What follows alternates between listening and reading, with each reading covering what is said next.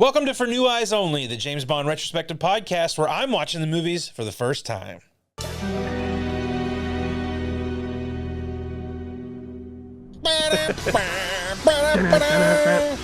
Nobody does it better. Josh, I want to say, sincerely, baby, you're the best. Aw, thanks, man. Yeah. I am so stoked to be back here talking Bond, a very important release in the series, and is roundly considered to be one of the pinnacles of Bond. In fact, Roger Moore's favorite Bond film he was in. There is a lot to discuss today. Yeah, I was doing my notes in this, and there were a lot of comments that were saying one of the best Bond films ever. Roger Moore saying his favorite, and I was just like, okay, I'm ready to go into this and see what this is all about. I mean, I haven't heard this much good juju about a Bond movie since probably Goldfinger or even On Her Majesty's Secret Service. So went into this one expecting something big. Did I get it? We're gonna find out. So, but yeah, we're back. We're back in the Roger Moore era still. We're doing The Spy Who Loved Me from 1977.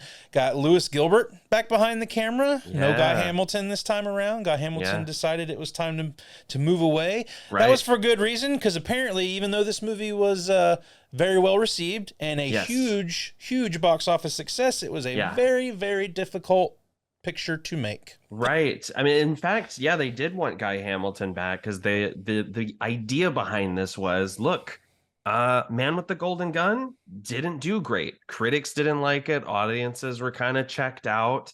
And compared to the other Bond films, it didn't make a lot of money. Like it was seen as a disappointment all around. Right. To the producer's credit, the tactic they took from here wasn't, okay, well, we need to scale back or we need to take some time off. No, Albert Broccoli's decision was, this needs to be the most expensive one we've done yet. Everything must look immaculate. We're getting out of the fucking fun house and into the wider world of espionage once again. Which leads to a film that, and I've used this term before, but I think there's no other movie that represents it better than this one. This is very much an installment of James Bond's greatest hits. You are very much right, and that's where we're going to get into a lot of the issues I had with The Spy Who Loved Me. I had a feeling, yeah. It's a fun movie. I won't say I didn't have fun watching it, but I definitely have some issues with it, and we'll get into those as we start talking. Totally. But again, to get into the whole, I know this was coming after, two movies of Roger Moore. If Man with the Golden Gun wasn't doing so well, they had to pivot, but they also had this thorn in their side with Harry Saltzman and a lot of stuff going on with him. And we sort of touched on this at the end of Man with the Golden Gun, how Albert Broccoli and Harry Saltzman were going to split at the end of that one. And this kind of leads into why this one took a few years to get from the Man with the Golden Gun to where we get with The Spy Who Loved Me. Came out in 77, and I believe Golden Gun was 75. Yeah, it's the only time so far, aside from between On Her Majesty's and Diamonds Are Forever, that we've taken a 2-year break from Bond, because they were just cranking these suckers out.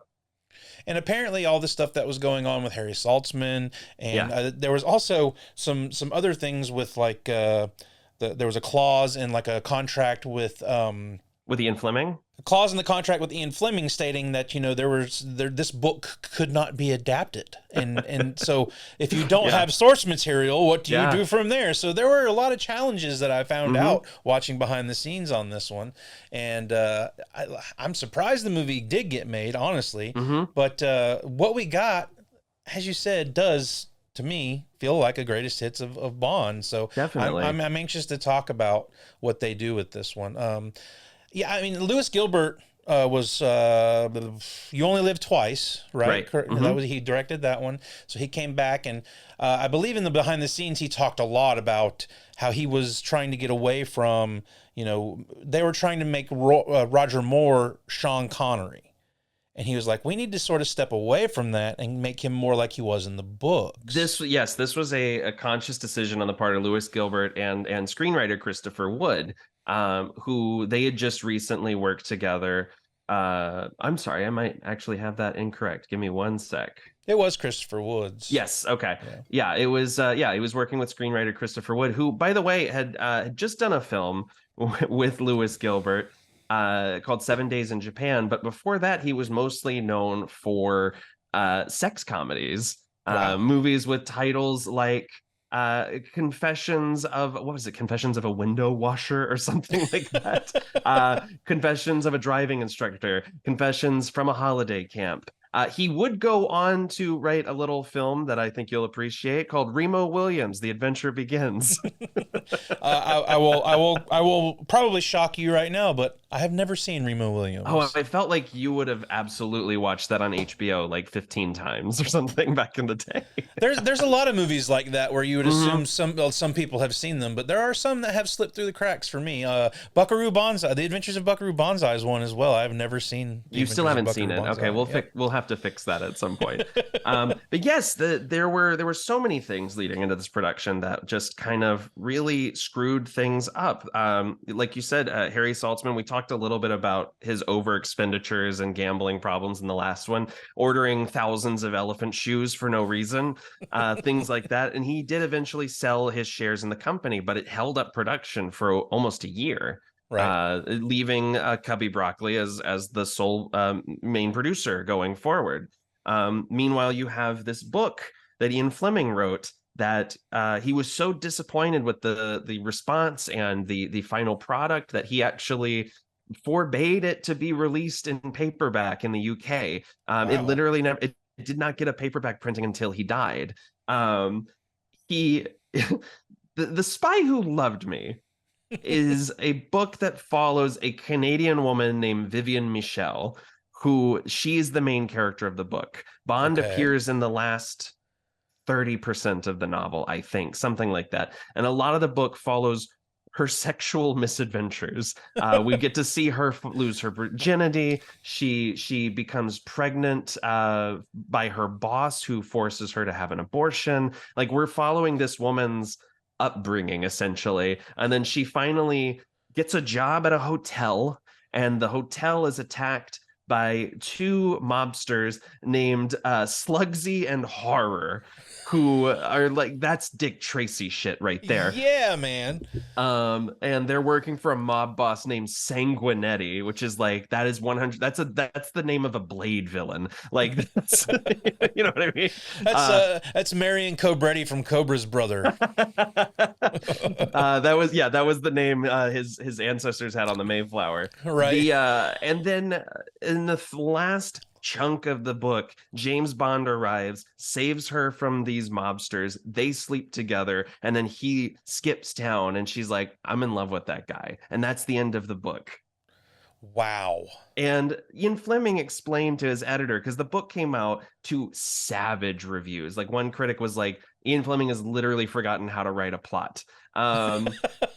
He told his editor, and I quote, I had become increasingly surprised to find that young people were making a hero out of James Bond. So it crossed my mind to write a cautionary tale about Bond. And this is my favorite bit.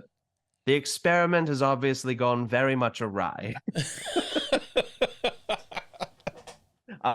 So when he signed over the rights to the book to MGM, he said, you can use the title and nothing else. And this weirdly starts a trend for the Bond adaptations going forward. The previous Bond films took some heavy elements and then changed some stuff around in order to like make it, pop for Hollywood. Right. But this is literally made up from whole cloth. Depending on who you ask, because it also took several years, multiple screenwriters, and it's very unclear who came up with what. Right. I gathered from some of the interviews that I watched, namely with Lewis Gilbert, talking about working with Christopher Wood and sort of sculpting the story. And, and that's where it kind of led into them talking about wanting to get back to tongue-in-cheek Bond and having the comedic beats in there and whatnot. And which is so funny to say that coming off of Man with the Golden Gun, which feels like a farce in a lot of its runtime. Yeah, and I could probably agree. I feel like it's probably time for a change. We'll get into that a little bit with this movie, because we're three movies into Roger Moore's run here, and I'm definitely seeing patterns, and I feel like I'm probably going to continue to see these patterns for a little while. But yeah, I mean, I can understand them wanting to go a different route. They even take something from, the general idea of that novel, I guess, with the spy who loved me aspect. Sure. They're like, oh, let's turn the make tables. That literal. Yeah. Yeah. Let's get someone who is Bond's equal in what he can do, and as a spy. Someone who is Bond's equal in theory, who becomes another damsel in the last third of the film. You're already getting into where my troubles with this movie lie. She is presented to us as Lady James Bond, and she is one step behind him the entire film. The entire film. There's one aspect where she gets the upper hand on him. I'll talk about that as well. But ultimately, when we get into this movie, there's going to be some discussions about where they went with that. Definitely. But yeah, I mean, but they, like you touched on earlier, I mean, they wanted to go spectacle again. They wanted to go big. They got Ken Adam to come in and design this massive set for the third act of this movie. Yeah. This is some of the behind the scenes stuff that really blew me away. Yes. They required this ship that was going to swallow submarines to be there. They talked with Shell Oil and had everything squared away to use one of their tankers at no cost, but they could not do it because they could not afford the insurance, because it was like $50,000 a day to insure this tanker for them to film on. So like, you don't understand. This is the last half hour of our movie. That's right. That's like a few weeks of filming. Yeah. So that in itself would have been something big and grand that this movie would have done for its purpose. But where they go from there is even just as crazy to me. Like, they didn't have a soundstage big enough to build this set. So what does Cubby Broccoli do? Let's just build a soundstage. Let's do it. I will bring in a giant water tank. Basically they just built the fucking ship, essentially. And there's an interview with Ken Adam where he's talking about when they designed the stage, they designed it based on his specs for this set that he had to build. Yeah. They were just like, we're gonna make that real. Yeah. And from that point forward, it was deemed, once it opened, it's the 007 stage.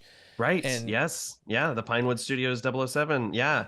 And it is, I mean, they returned to that stage many, many times after this. And it also presented new problems where due to the cavernous look to it, the fact that there was it's underwater, so we can't allow any kind of natural lighting in. How do we light this film? Who can do this for us? Oh, wait, didn't we have a Dr. Strangelove room recently?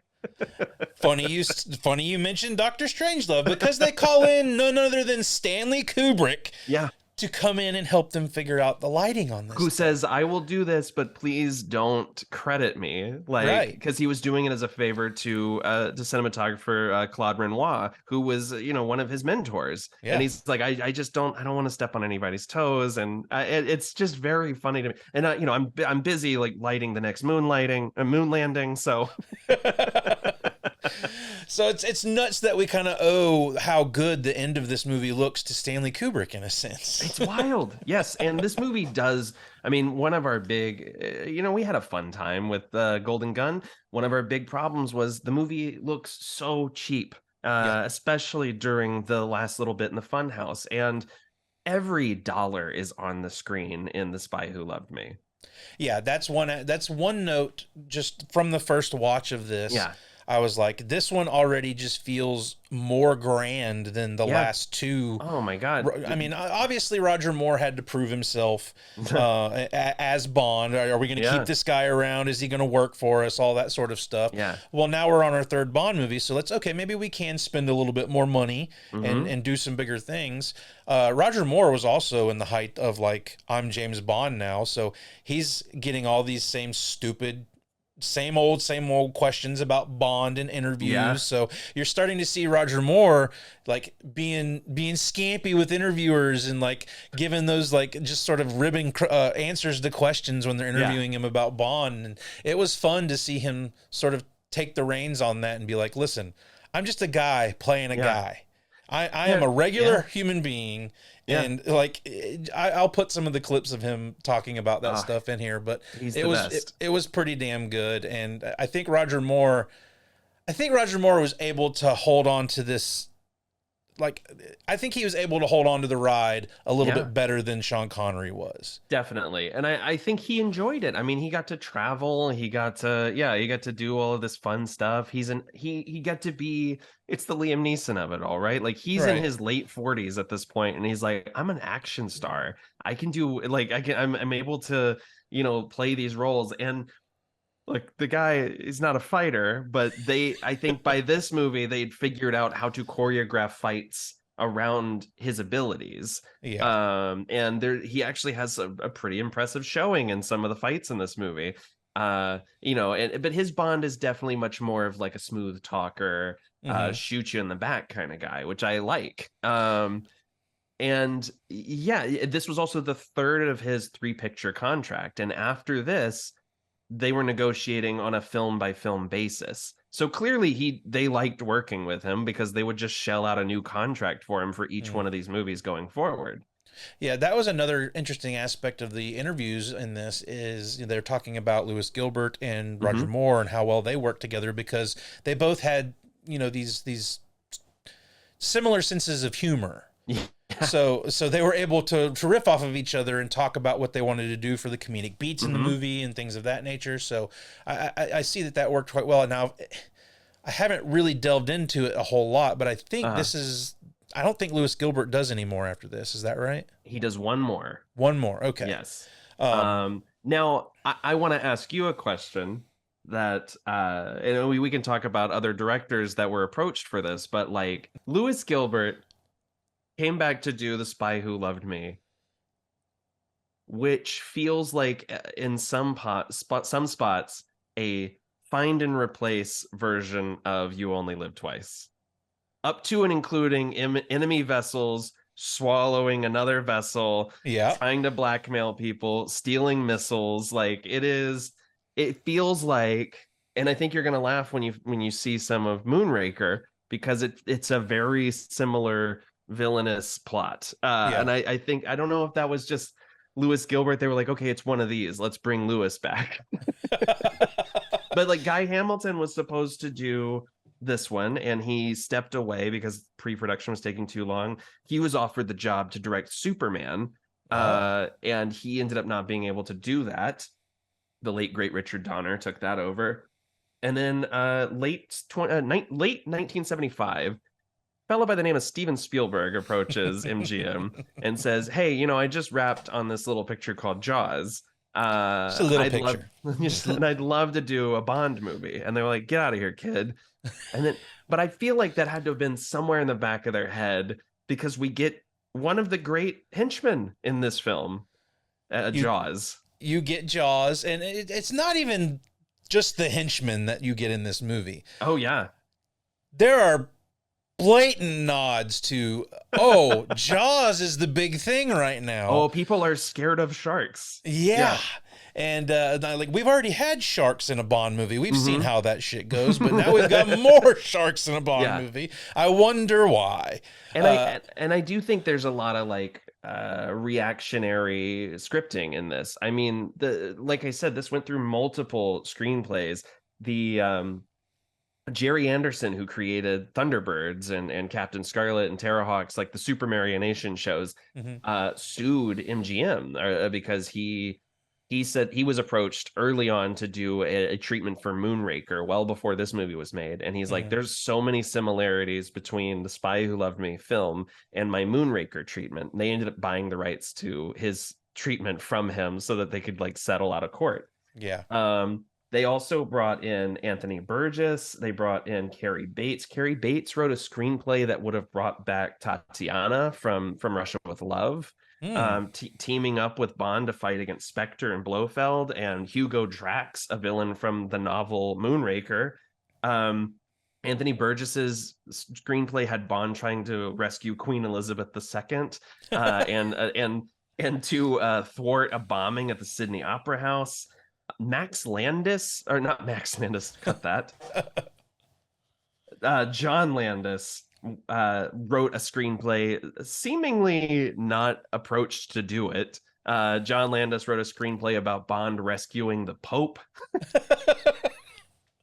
Richard Maybaum, who's written a few of these at this point, comes in and writes a screenplay that took elements from all of them, where basically this international cabal of terrorists from Russia and Japan and Germany, they all team up together, toss Blofeld out of Spectre, take over Spectre, and then attempt to destroy the world with targeted nuclear strikes. And Albert Broccoli was like, this is too political. I don't want to do this.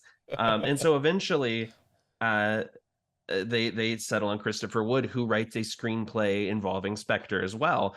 And at this point, Kevin McClory, who we've talked about in the Thunderball episode, co-creator of Spectre, files a suit against Eon Productions. And Albert Broccoli says, look, I'm not holding this up anymore. Do another draft, take Spectre out of it, cut Blofeld out of it, and we can still do this storyline. And that's essentially like death by 1,000 cuts, but then we're going to add more stuff in. And then, we're going to bring Tom Mankiewicz in to do one more draft and not credit him. No mention of Mankiewicz in any of the behind-the-scenes stuff here. Yeah, strange. The only person they really mention is Christopher Wood. But yeah, I mean, I did find it interesting that Anthony Burgess did a script. That would have been something I would have loved to have at least read, just to see where that went. It's been described, there's a Bond historian who described it as sadistic. Let me find the quote. There was Andrew Biswell of the International Anthony Burgess Foundation, which is a thing apparently, described it as, quote, an outrageous medley of sadism, hypnosis, acupuncture, and international terrorism. I want to know more about that acupuncture subplot. Yeah, it sounds a lot like the end of Clockwork Orange, just with a Bond plot. No kidding. I could see that the eye thing being a Bond torture device, in a Bond movie. That would be something. Absolutely. Well, I mean, a lot we can touch on as far as production goes as we start talking about the movie. There's some really interesting aspects about some of the production design, as we've already mentioned a little bit. We'll talk about that as we get to it in the movie, but let's go ahead and get into The Spy Who Loved Me, Nathan. Do you think you can deliver the plot of this movie in 7 seconds or less? I'm going to sure do my best. It's a weirdly, straightforward, but also, why did we add all these 7 extra steps? Just so we can go to these locations, I'm assuming. Yeah. Oh, yeah. What is it? 5 locations within the first 15 minutes of this Literally, movie? It's like you have to go talk to this guy because he has the address of this guy, and then this guy is dead because of this guy. And then we can throw in some racism and misogyny in the middle there. Let's give it a shot. All right. You ready? Yeah. 3, 2, 1, go. When a nuclear sub is stolen, Bond and a rival spy investigate a maniac in his undersea lab. 6.21 seconds. I haven't lost it, baby. All right. Well, I'm anxious to just start talking about this thing already, so let's get into it. All right, we open with dudes playing chess and looking at porn. When the guy walked through the submarine and you see the porn on the door, I was like, whoa, there's porn in a James Bond movie. Full frontal. Another thing that you definitely didn't see in standard definition. Right. There's another shot later in the movie that... Oh my gosh, absolutely. You can see plain as day now, which they were relying on you not being able to see it that well back in the 70s. Uh-huh. But no, we start with another submarine. We're back in submarines again here, and all of a sudden the submarine starts feeling the tremors from a T-Rex approaching, and So I kind of love the setup here though, because It's you great, get you get all of this stuff with the sub shaking and whatnot, and then you get that great scene of the periscope and the guy going, "Oh my God!" And then it's that cut to the general. One of the subs we don't see vanish. We just get it through context of General Gogol talking as well. Yeah. And I love that there's this mystery set up with that, and they here lately, it seems as though they're setting those things up, but it's not nearly as mysterious. Again, like they introduced us to I want to say Kananga, but Golden Gun, Scaramanga. Yeah, they introduced us to Scaramanga. Same last two syllables. Yeah. But they introduce us to Scaramanga right off the bat in Man with the Golden Gun, sort of eliminating a lot of that mystery there. So I was sort of that kind of gave away a little bit what could have been something special in that movie. Maybe is something that hurts it is you don't have a ton of mystery there other than who is this guy. Absolutely. This is you don't know what happens to this submarine right off the bat. You kind of have to learn through the exposition as you go. I like that aspect of it. But then and then we are immediately introduced to Russia's greatest secret agent Triple X. Not that Triple X, Nathan. Not Xander. Not Xander Cage. Okay. No, absolutely not. This is not the return of Xander Cage. This is not Ice Cube. This is Anya Amazova, played by Barbara Bach, Lady Starkey herself, Ringo Starr's wife, future wife at this point. So that's the Bond girl he married. I'm learning that right now. Oh wow, yes, yeah, Lady Starkey. She's in a really interesting horror movie from like the late 70s, early 80s called The Unseen. That's on Shudder right now. If anybody wants to check that out.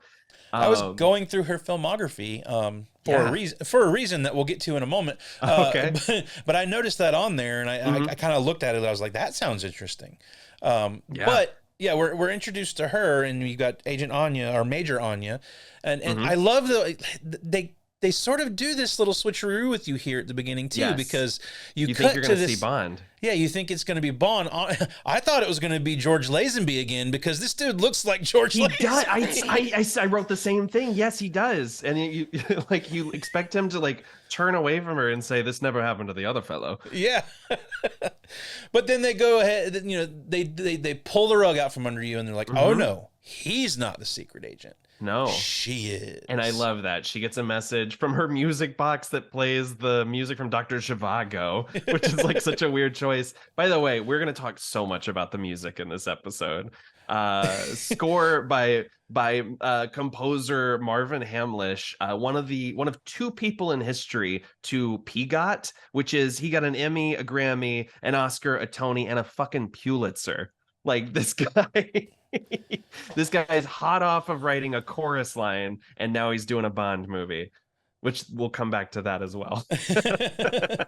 Well, I mean, you're at the height of like the beach and whatnot with Jaws and the blockbuster stuff there. Yeah. So you've got that with this movie. You've also got the height of 70s pornography, which I think kind of lends to the music of this movie a little bit. I mean, disco was king right now, and we cut to M, who this is what I wrote. M also has to pull Bond out of somebody to get to work.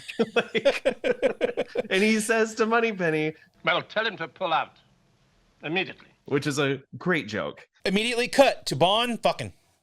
Just Bond fucking. He's kissing this lady in a cabin, and we have to talk about. I love Roger Moore. I love him as James Bond.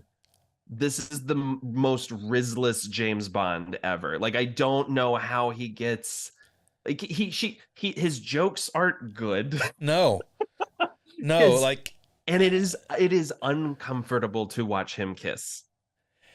So see, this is something I've had with movies in general, especially movies from earlier time periods. Is the kissing in movies. It literally looks like this. Yeah, you're just smushing your faces together. Like that's, when I watch It's a Wonderful Life or anything Sure. like I disagree. That's one of the most romantic kisses in any movie. I love that movie. I love that movie too, but it's just the acting style, the stylistic choice of how they kissed in those days. It's a stage kiss. Yeah, big time. And you saw a lot of that in these movies. You saw a lot of that in Hitchcock as well. And it's just one of those things. It's like, man, this is what makes this not seem realistic. Is this is not how people kiss, right? And she tells him, James, I cannot find the words. And his response is, let me try and enlarge your vocabulary. And it seems lame. It seems like those are a dime a dozen in this movie. They are. Oh, and 100 keeping the British end up, sir. Like it's always he talks about sex like he's heard about it. Like it's and we get one of my favorite gadgets in the movie, the little ticker tape watch that lets him know he's been called in. My note is his label maker watch. Absolutely. But no, this is one of those moments when Jenny was watching it with me. That shit happens. She goes, oh my God. Like she just, it's a pretty funny moment. I like the gag of it for sure. Oh yeah. And one of my favorite Bond lines genuinely is, but James, I need you. So does England. And then he's gone. And then surprisingly enough, we're back with a ski chase action sequence. Yeah. And that was apparently one of the things that jumped off writing the story and how we open this movie is they wanted to have another big set piece. Yes. And there's a big story about we've got another situation like the car flip in Man with the Golden Gun. Yeah. They found this guy who was awesome on skis. He did a Playboy ad where he had done this jump. Yeah, and they saw that and they're like, oh, we need to get him to do this big jump they want. They had it all planned out. They called the guy, and apparently he had never actually done the jump before. Right, that's right. And but he's like, but I can do the jump. I will. And so this was another one of those aspects. I believe they had to be out on the mountain for a total of 6 weeks, I think. The weather got really bad and the guy couldn't do the jump. And you've got Broccoli in Hollywood or wherever, and he's calling going, listen, man, if you don't think you can do this jump, let's just pull out. There's no harm in saying, no, I can't do this. Right. And the guy who does the jump, what's his name? Rick Sylvester. Yeah, Rick Sylvester, he gets on the phone with Broccoli, and he's like, I'm literally waiting for the wind to stop, and I will do this jump. And then, miraculously, they do the jump. Now, what's also great... They do the jump in one take, just like the car flip, with 5 different cameras going, and only one fucking camera catches the fall. And it was one take and uncut, just one camera. It shouldn't work. It shouldn't. But and I think it's one of those perfect happy accidents, because you would not have the same effect cutting between different angles. Right. The fact that this is one long tracking shot, the fact that you see the ski clip his fucking backpack, like Roger Moore says on a commentary track, he's like, I thought he was gonna die. Like it is. So I have rewatched this opening sequence more times than I've seen this movie to completion. I love this scene. I think the chase is great. The guitar and the cowbell is where it loses me when it starts going at. But the gun pole is a great gadget. He's doing flips that there's no fucking way Roger Moore is doing. And there's some great tracking shots, but that shot where all the sound cuts out. Yeah. And he's just plummeting, and then we get the fucking Union Jack parachute. It is. And I hate to use this word because it's so overused, but it is iconic. It is a perfect moment on film. And I feel like that encapsulates the reception to this movie, because there was a feeling maybe we don't do Bond anymore. Maybe this has run its course. Right. And there was like a trepidation at the premiere. And supposedly when this happened, the theater went insane. Like Prince Charles was in, or King Charles rather, was in attendance and stood up and applauded. It was a standing ovation as the opening titles for this movie kicked in.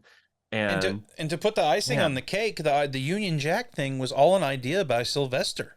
Yes, yeah. He's like, let's go all the way with this. If we're gonna make this a moment, let's stamp it like that. And it's perfect. It is a perfect moment when the music kicks in right as the parachute unfurls. It's one of the best moments in any Bond film to me.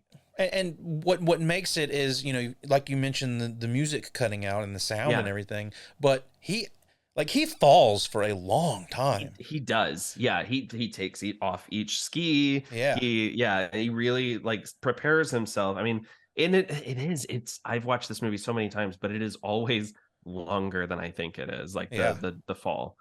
But it's so thrilling. If I had to, aside from the music, if I had to give this one knock, it's that Agent XXX's boyfriend is so nondescript. Yeah. That you don't really notice that it's him getting killed in the chase. And that's what I'll say now. The first watch did not make any connection that he was the guy that was shot. It wasn't until I watched it the second time and was really going through my notes that I was like, oh, that is him, because they do show cuts of his face. The zoom and when he's like on the walkie. But like once everybody's got their goggles and stuff on, like I feel like it's so you know, that could be anybody that's getting shot. You lose a little bit of that human element when you're watching a bunch of stuntmen. I mean, the stunts are amazing, but if I'm to know that this is who's being killed, then you need to give me something more. That being said, love that opening. I mean, what is this? You've never seen this shot before, right? No, never. And just, I mean, how do you feel? See, like, I don't know why. I feel like I'm asking someone like, so you just heard music for the first time. No, I mean, when the parachute opens and you see that Union Jack, I was like, oh yeah, like I was like, all right, I'm ready to go on this ride. Let's do this. And I don't know, man. The parachute ride seems like it's going to be the most fun I'm going to have in this one. Yeah. I mean, I love this song. I mean, we got to talk about Carly Simon. Nobody does it better. Yeah, it's good. When it opens, I felt like I was watching that scene in Big Lebowski when they're tossing the girls up. Sure. Because you just got people on trampolines doing flips and stuff in this opening sequence. It's so funny. It is funny, man. Especially like at the very beginning when Moore is just doing this little number. Yeah. I gotta say though, like it was one of the most successful Bond themes. It was nominated for an Academy Award and a Grammy. And I adore this song. I love this opening sequence. There's some really great stuff done with the silhouettes twirling on the gun and doing sort of gymnastics. Like one of the girls is using like the barrel of a pistol like a pommel horse. Yeah. I even like the shot of him pushing over the marching women. Like it's a good opening, but it's also in HD almost softcore. Yeah. Yeah, I mean that's obviously something they never planned for with these movies, is how sharp these pictures would eventually be in the future, because there's naked women all through the Bond movies if you're watching it in HD. It's just something I've learned to live with at this point and not be shocked by anymore. I was getting major like Rocky Horror Picture Show, like science fiction. Oh, absolutely. I was getting those kind of vibes off of the song a little bit. I could see that. Yeah. And I love that song too. I just love Rocky Horror Picture Show. That's a movie that I could talk about in detail of how much I hated it when I was a kid. Wow. Yeah. To how much I love it now. That's great. But that's a whole different conversation. Yeah, we should have that conversation sometime. Big time. But then we cut to I guess it's the Russian.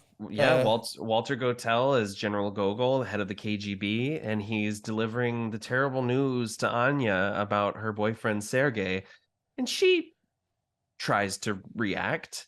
Okay, I mean, let's get into it now. Since she is a major character in this movie, she is the one we're supposed to follow. She's the biggest problem I have with this movie. Yeah. I really don't like her performance, and I was not shocked to find out that she wasn't really a big actress. She'd done a couple of films before this, and she was cast just before filming started. Like, she went into audition for a supporting role. I wonder if she was auditioning for Naomi. Or maybe even for the hotel receptionist who you think is going to be a character and isn't. Yeah, well, there is something they go through in the behind the scenes with that on this one, that there was all of the trouble they had with casting the main girl in this. Right. They auditioned girl after girl, and none of them seemed to be the one they wanted. Gilbert, they wanted Lois Childs to play Anya, and she was not available. She was taking a break from acting because she had gotten terrible reviews for a couple of pictures she did, and she literally was like, I'm going to take some time off, then I'm going to take acting lessons, and then I'm going to come back to making movies. Yeah. But again, I don't know, that kind of shows you they weren't casting for acting talent, which is kind of a bummer. Yeah. Which we've run into a couple times here. We have. And that's how I felt about Holly Goodhead, or not Holly Goodhead. What's her name? Goodnight. Yeah. Yeah. And it wouldn't really bother me so much because, as you said, we've seen a lot of this in these Bond movies so far.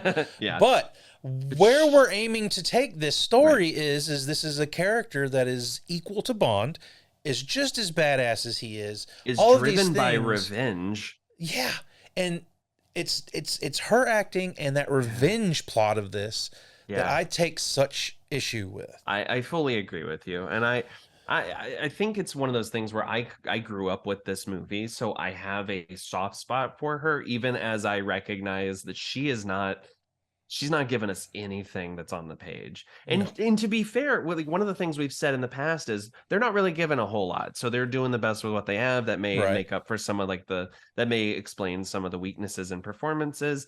I don't feel that here. I think Anya is a well-written character for the most part up until the very end of the movie. But I think that there were opportunities to play levels here, and she's just not. I hate being mean to any actor. She's not there. Like, she's not. That's not where she's at. I think there might have been a lot riding on this picture because of everything that happened with Saltzman and Broccoli splitting. Sure, of course. What was riding on this one again? Like, we didn't have a great success out of Man with the Golden Gun, so we've got to awe people with this picture. And I think they might have just got desperate. I don't really know. They don't talk about too much of the casting of her in the behind the scenes. They got really scared because relative to the rest of the series, it took a long time to get this movie made. Yeah. And so I think when they hit year 2, they hit 77, they're like, we got to get going. We got to shoot this thing. We've already location scouted in Egypt. I'm sure that, considering how strict the Egyptian government is about filming locations, I'm sure they only had a very brief window of time when they could go film at the pyramids and set up an MI6 office inside Ramses Temple, which we'll get to. This is another thing I was kind of shocked to find out too, is a lot of the Egypt stuff that we get to in this movie is miniatures and sets. Yes, they had some exterior shots, which is where we get those really gorgeous, like, wide shots of Moore walking through the ruins and walking around the pyramids and stuff. But for the they did a lot of indoor shooting and miniatures, especially when it came to like toppling pyramids and stuff like that. Yeah. But we get this whole setup of her guy that she loved was taken out on this mission in Austria. We see that Bond is the one who killed him, but this is where this mystery of a revenge plot starts. Obviously, and I love that Gogol seems genuinely sad about it. He's like, I know that you were more than friends, and I'm very sorry. Like, and this is not a spoiler, but we'll see more of him going forward. I love this character, so I'm excited for us to revisit him soon. Cool. It'll be nice to see, like, I love when we have returning characters like that. Yeah, definitely. Returning characters that have a sense of purpose like that, not like J.W. Chucklehead from the last two movies. Yeah.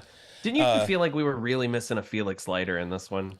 There was something definitely missing in that aspect. And I think it might be because we don't get our MI6 scene with Bond. We get one of those on location ones in this one. Which, Roger Moore has not yet visited the MI6 offices at all. Yeah, and then when we do see that interaction between Moneypenny and M that we're so desperately looking for in these movies most of the time, it's very lackluster. The Moneypenny stuff especially is so perfunctory. That's just such a bummer. Lois Maxwell, she had to have been on set for a day. Yeah, like she couldn't have been there very long. This is the first time, other than maybe Diamonds Are Forever, where I'm like, I didn't get my Moneypenny fix in this movie. Absolutely, yeah. So, and I think that's where a little bit of the disconnect from this comes from. Is you've got Bond having to work with another company now, so it's more about him working with them as opposed to who he already works with, right? And what the juxtaposition of him having to work with a Russian spy is. I do think the trade-off of that is that we get more of Bond's backstory than we've gotten in a while. Like, I don't know that we've really talked about the fact that he's like a naval commander. Right. So, I mean, aside from we touch on that in I think in You Only Live Twice, but I love him arriving in this aircraft carrier I love seeing Bond in full Navy regalia. I always think that's great. And we get Q right away. This is the Q I've been missing for the past two movies. Yeah. And he's so fucking scampy with these commanders in the beginning. Because we immediately we're taken into a room with Minister of Defense Gray and Admiral Hargreaves for the most British conversation of all time. And I love how they're talking about it, and then Q's just like, if I may. It's like, heat signatures recognition, most likely. Like, he goes on one of these tangents like Bond would. As you know, we can follow missiles by following their wake. And I think that's what they're doing with our subs. I love this whole scene, and I love, I had a moment. I shouldn't say I love this, but I did have a moment when we were watching this that I was like, oh, we are covering a movie about a missing submarine, which, like, we're recording this very shortly after all of that happened with the Titan sub, and so it just felt very, very weird. And the idea that they're like, this thing didn't just this thing didn't go missing; it vanished. Yeah. You know, someone knew only 3 people in the world knew this sub's coordinates, so someone's tracking us. And Q is just like, it's that heat signature. And this is a prime example of like the overabundance of information they'll give us in this movie. Oh my gosh, yeah. And like, again, like another trope of these movies that I think I've started to sort of see my way out of, because where I've had trouble so far with these movies, watching them for the first time, is getting past all the stuff that's just set up and what the actual plot of the movie is. I know there's so many sidetracks, and this one especially, I think, like, there's so many times where I'm like, okay, you had to go to 3 different contacts to get to the plot. Yeah. And the only reason that's happening is because Albert Broccoli found a location that he really liked, and he's like, we're going to shoot at this mountain, we're going to shoot on this bay, we have to shoot at this hotel. You guys figure out how it all fits together in a story. Yeah. And sometimes the answer is Bond's going to go walk around the pyramids while we listen to someone talk about them. And that leads me to one of the responses Roger Moore gave in one of the interviews that I saw with him. He was like, when they give me a Bond script, I'll give it to you if you can tell me what the plot is. He's like, I don't know the plots, I just act in the movies. Well, it was like what was it? I mean, I think so far the pinnacle of this has been Diamonds Are Forever, where it's like, okay, we've got this we've got this missing billionaire, we've also got this funeral home that's selling diamonds, and we got these 2 guys who are killing off the diamond trade, and then we've got Blofeld has figured out how to change his face and his voice, and like it's a hat on a hat on a hat on a hat, and we get a little bit of that here, because we learn someone is trying to sell this tracking system. The missing subs had 16 nuclear missiles aboard. Yep. So Bond, you have to go to Cairo to intercept the buyer. We don't know who the buyer is. And this is what I think I've started to move past is normally I would be hung up on, okay, what do I need to know about this? What do I need to know about this? Yeah. I've gotten to the point now where it's like, no, in the third act, the villain's going to tell me everything I need to know. Exactly. So there's no reason for me to worry about what story is unfolding here. when you told me that you realized Dr. No's plot was just, I'm going to make America and Japan look stupid. Yeah. Like, you're like, wait, how does this all fit together? I stole the plans. And that's kind of it. Yeah. Yeah. And then, the reveal we get in this one is very similar to something like Goldfinger. Mm-hmm. And we'll talk about it in the end, but it's pretty silly. Oh, yeah. But what's not silly, I would say, this is a great villain introduction. We meet Kurt Jurgens as Karl Stromberg. Now, I'm going to say something maybe controversial. Uh-oh. I like everything that I think this guy's plot is really fun. I think he's got a really great flair for the dramatic. I don't find his performance particularly interesting. He doesn't seem nearly as sinister as our Blofelds or any of our big names that we've seen so far. I mean, even Kananga seems more sinister than this guy. I mean, look, I'm the guy who doesn't find Goldfinger as a character very interesting, aside from a few moments. Yeah, and even Goldfinger, like I would even liken this guy to Goldfinger a little bit. Like he's definitely more of the brains, not the brawn. Oh yeah, which leads us to our brawn of this movie in Jaws. Oh yeah. And but yes, the reveal of this guy's lair and everything that's happening here, like we get the introduction of the two guys who have designed this submarine tracking. Beckman and Markovitz. Yeah. I thought they said Vankman in the beginning. They set him up as this very cold guy, and he instantly lets them know someone's tried to sell this information already. And you think he's gunning for them, and then we get this nice little turnaround. Oh, no, it was the girl. His secretary, who he drops through a trapdoor in the elevator and allows her to be eaten by a shark. And we're just getting flashes as she's killed. It's really unsettling. It's a good kill. And then and then it leads to a really funny bit where he's like, okay, gentlemen, you can go. And they're like, do we even want to get on this fucking elevator? That's the one thing I do like is they set that up in the very beginning of this. Yes. Is anytime someone gets on this elevator, you've got that little twinge, that little twitch in your eye. You're like, oh, don't get on that elevator. And surprisingly enough, those guys do get off of this. What we find out is an underwater fucking villain lair which that can rise up like the Legion of Doom's headquarters. Like it's a pretty awesome design, dude. It's great. And it's, as you can see behind me, it was a miniature. Yeah, much like a lot of the stuff that they show in this, all the water stuff, all the boat stuff, like a lot of what you see on screen in this movie is miniatures, and it looks fucking fantastic. 99.9% of it looks fantastic. There is a single shot that I will bring up later where I am just like, you threw an action figure at the camera. I think I know what you're talking about. But I love this whole introduction. Did you notice, this is the first time I've ever noticed this. I don't know how, maybe it's because it's on Blu-ray or whatever. Stromberg has webbed fingers. I've watched it twice now and just watched it like a little while ago and didn't even notice that. Whenever he's pressing the buttons on his thing, he's got like webs between his fingers, like he's almost like a merman. It's a weird choice. Merman. But it makes total sense when you find out where he's going with all of this. I want to be underwater all the time. I will not shake your hand. Like that's like it all kind of adds up. It's an interesting little touch that they never draw attention to, which I think is really cool. Now that I'm looking at the underwater layer behind you. Yeah. And I'm thinking about Aquaman and Manta. What is his name? Manta? Black Manta. Yeah. Black Manta. Like the Black Manta helmet in the new Aquaman looks like this underwater layer. Pull up the Legion of Doom's hideout from Super Friends. That is 100%. I'm gonna do it right now. Screw it. Yeah. So we are introduced to Sandor and Jaws, two fantastic villains. I mean, it's such a fun little reveal that he's like, yeah, I've got goons. They're just waiting on standby.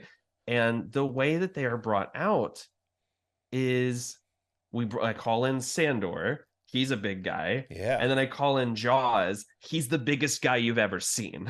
He is so fucking huge, dude. Yeah. And I think he's like 7'2" or something like that. Yeah. Richard Keel, he had giant what is it? Gigantism. And he parlayed that into a really interesting acting career. I mean, most famous to me from Happy Gilmore. Oh, of course. Yes. As a kid, I knew him from he was in Wild Wild West. Yeah. He did he was in Ega, which is a movie that was shown on Mystery Science Theater 3000 and I think on one of Elvira's cable access shows. Like I was very excited to realize, oh my God, I've seen this guy all over the place. And Sandor is no slouch either. He puts up a pretty great fight. Yeah, and when we finally get to meet him, Milton Reed as Sandor. Do you think Richard Keel looks a little bit like Clancy Brown too? Like Yes. When I first saw his face, I was like, "Is that Clancy Brown?" And then it dawned on me, "Oh no, that's the guy from Happy Gilmore." Yes. But no, I mean, you do get a couple of cool little lines here though when he's talking to Jaws and everything, talking about anybody that's come in contact with the microfilm is to be eliminated. And I love that they set up that he's let these two guys who designed it go. Yeah. But then you see him watching them on the monitor. And I think we already get our ice cold line of the movie. I said the same thing. He's paid them $2 million. The helicopter is blown up and he says, cancel $2 million transfer. What does he say? He's like, oh, inform the next of kin there's been an accident. The funeral was at sea. Oh. I was like, oh God. I wrote down the king of cold lines. I mean, he has a few of those in this movie, but that is my favorite, absolutely. But I was pretty shocked to hear that cold of a line right off the bat in this movie. Absolutely. But then we cut to Bond in Lawrence of Arabia. Yeah, which that comes up a couple times in this movie, but I hate this scene. I wish it wasn't in the movie. It serves no purpose. It's the Romany camp from Russia with Love, but with less of a plot attached to it. Yep. We meet Hossein, which is his contact who tells him, okay, well, you need to go talk to Max Kalba. But first, before you can talk to Max Kalba, you got to talk to Aziz Fakesh. And I'm just like, there's no reason for the extra step just so you can get an extra scene. Anyway, here's your woman. Yeah. And what's sad is I knew from the moment the scene started that that's where we were going to end with it. He walks into this tent. You see all these women around the room. The whole exchange between Bond and this guy, like they set it up to where it's going to be this like unruly sort of thing. Yeah. He ends up being buddy with Bond, and he's like, "Can't I persuade you to stay the night?" Doesn't it feel like Charles Gray in You Only Live Twice all over again, where you half expect this guy to be like, "Well, I do everything Middle Eastern now," like you just drop the accent and like. Yeah, they've got that one character that just seems to be out of place in this foreign country that they're 100%. Oh, I've been appropriating for years now. It's a weird scene, and I forget about it every time I watch this movie, and then I'm just like, okay, Bond has been handed a woman, and he's not on like Bond. There are missiles missing. Yeah. Like nuclear war is about to happen. You're like, I guess I could stay a few hours. Yeah, I can have an orgy real quick. It won't be a big deal. And I would say it's the most unrealistic thing that any of the ladies in this movie do. Except then we meet Felicia at Fakesh's apartment, and this scene is insane. Yeah. Again, like they introduce her as such, like. Okay, this is going to be the villainous Bond girl in this movie. You expect, this is going to be our Volpe. And this is where you mentioned earlier about Roger Moore and his performance and all of that. Like him like it's like a chore to him to like, oh well, if he's not here, then I guess I'll fuck you. Like, and I was wondering that as well, because so this woman shows up and she's clearly playing him, right? Yeah. But and meanwhile, Sandor is aiming a sniper rifle at Bond while she is like coming on to him. And I think the intent of the scene is that he's not being fooled, but it comes across like he's just horny. Right.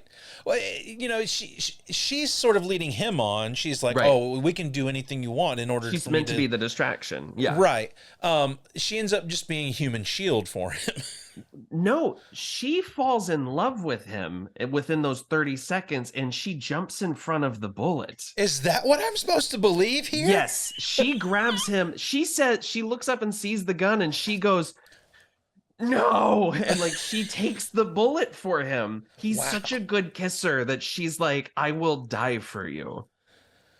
And when you find out that's my read of the scene anyway. And she works for Frakesh, who's essentially, well, no, he's selling. Okay.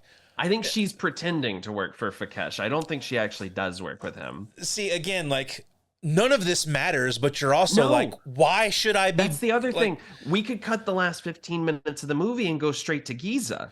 Yeah. Yeah. I mean, there's no reason why you should have a scene of Bond riding in on Camelback. Like, I love that shot. It looks rad. Yeah. I love that shot of the cityscape of Egypt and all that stuff. And the architecture's gorgeous. Like, they're showing off some great locations, but and we do get I think a really good fight here. But yeah, it's all filler.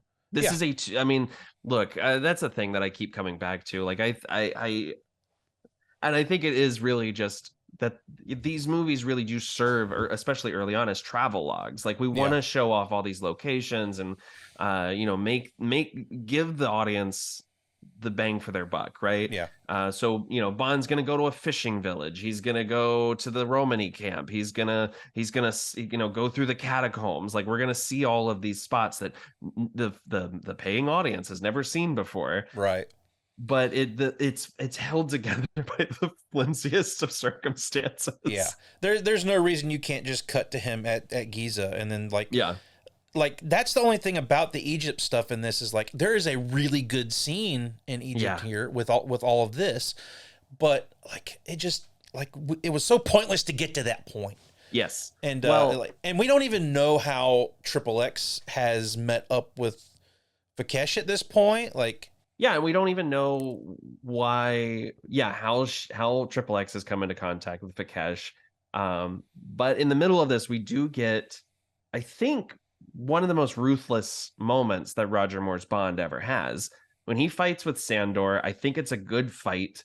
There's a lot of cuts. There's a lot of like jump cuts, but this movie establishes one of his signature moves, which is I'm going to jump up and hold on to something and give you a little kick, which is like fully an Yvonne Craig move from Batman 66. Nathan, this is why you and I doing this show has been the perfect pairing, okay? Because my note here is we see James Bond's signature grab onto something and kick somebody. And I'm 90% sure he does it in Golden Gun also, but he does it twice in this film. I've seen it multiple. He Maybe does it 3 times. He does it in Live and Let Die too in the alleyway. Oh, you're right. In the alleyway, he jumps. Yeah. You're right. He jumps up onto the ladder. Oh my God. So it is Roger Moore's signature Bond move. But he kicks Sandor. He hits Sandor. Sandor's about to fall off the roof. He grabs onto Bond's tie and he's like, "Tell me where Vakesh is. Tell me, or I'll drop you." And he says, "He's at Giza, the pyramids." And Bond fucking smacks the tie and lets him fall to his death and just says, "What a helpful chap." It's good. It's cold. We really haven't seen Roger Moore do this cold of a Bond kill, I don't think. No, I mean the closest we've gotten is his, I'll break your arm if you don't tell me. Right, right. But yeah, then we cut to the pyramids and we get to watch a Laser Floyd. Essentially, like there's a presentation about Giza narrated by Charles Gray, previously of Diamonds Are Forever and You Only Live Twice, and he pronounces Giza the way that Matt Berry would. He says the pyramids of Giza. Well, what I love the most about this scene, is the show that's happening. You've got this I don't know what you would call it, like narration that's going on with the score underneath and whatnot. Yeah. Now, another issue I've got with this movie is there seems to be a lack of score in a lot of spots in this movie. Yeah, it's odd, right? And here, I think the music from this show providing the score to what's happening, it's really good. Works so well. Yeah. Yeah, and it also provides for some killer lighting throughout this sequence. Yeah, I love those shots of Jaws just like being in the darkness, and then the lights come up. All that stuff is great. When Michael Myers is away, like the lights go down for a second and he's just gone, and you're like, how did that 7-foot motherfucker get out of here? Yeah. Well, we're going to talk about that because in a scene in a minute, obviously Jaws knows how to teleport or something. He sure does. Well, just like Michael Myers. Yeah. Jaws. Speaking of signature moves, Jaws. So Bond watches Jaws bite through a chain to get to Fakesh, who's trying to run away. Yep. And Jaws kills him by just sort of like pressing his teeth against him. Like, obviously we can't show him just like chomping out of his neck, but like that is his signature move. And luckily Fakesh has a journal on him that just says where Kalba is, so he can go find the buyer for the tracking device. And apparently the dentures that what's his name, Richard Keel had to wear were not comfortable. He could only leave them in for like 30 seconds at a time. Yeah, they were like super painful. And I know that they were uncomfortable. He didn't like them much. Ever had a dental impression made? You know how that feels to have stuff up in the roof of your mouth? If you can imagine, you've got a whole mouthful of silver put in. And it was agony. He could only keep them in for about 35 seconds. The production designer who designed that, they worked with her a lot in like his design for the Jaws. It was a lot of cool like imagery and like her sketches of what they wanted to do for that. And then she also comes up later when they designed the tanker, the stage and whatnot as well. But I found all that really cool. The only thing about Jaws is I find him menacing, and like I would not want to step into a dark alley with that guy. Oh, absolutely. But when he does have his kill scenes, they leave me wanting more out of them. They feel like we're suddenly in like one of the Hammer movies, right? Like it's very much like a music sting and like a lean in from Christopher Lee or something. But it is. I find it, I mean, I don't know. This one is really especially hard for me to separate from watching this a ton on cable as a kid. Yeah. So I'm always going to have a soft spot for Jaws, but I agree. It's not the nature of how the kills are pulled off is a little bit less of what you'd want. Right. Right. But we do see Bond meets Anya for the first time, and Bond throughout this movie cannot impart information to other human beings. Everything is a joke. Yeah. Like she asks, "Where's Fakesh?" and he says, "With the pharaohs." You sound like you killed him. Yeah. And that's a running theme as we go through this because Bond turns up everywhere all these people end up dead. Oh, I mean, yeah, he has no respect for human life in this movie. The next one, the next one's pretty bad. But so yeah, he fights her goons off, runs away. I don't know why she doesn't try something at this point, but she meets him at the Mujaba Club, which is one of my favorite scenes in the movie. I think she's pretty good here, and we get them sizing each other up, which includes a reference to Tracy. We've expressed our love for Tracy. Yeah. and that story and how where Bond fits in with what happened to him there. And the bummer that it is to not have Diamonds Are Forever really follow up on it in a meaningful way. Right. And I mean, the closest we've gotten so far is a mention of, that one you brought up in Live and Let Die, where they asked if his wife was in the hotel room, and he might have that little. He has like a pause. Right. This is the first time we're ever going to acknowledge it since then. Yeah, I mean, I found this scene to be very good with her. Now, at this point, especially in my first watch of the movie, I'm still on board with Anya because I know what they're trying to set up here. Maybe she's just right. playing him. Maybe she is going to have a turnabout at some point, and she's just trying to get information out of Bond. Well, So and I love little touches like they know each other's drink order. He's Yeah. figured out where she grew up, and then she lists off all of his qualifications, and then just straight up says, But married only once. Wife killed. All right, you've made your point. she's crossed a line. there's not much that's off limits for Bond, but that's fucking off limits. And you know? Roger Moore is very good in this moment because you see that hurt. Yeah. And then he goes back to aloof like just a few seconds later, but it is you like you could make an argument that Roger Moore's James Bond is one of those classic characters who is burying his grief. Right. You know, he is not allowing himself to feel it.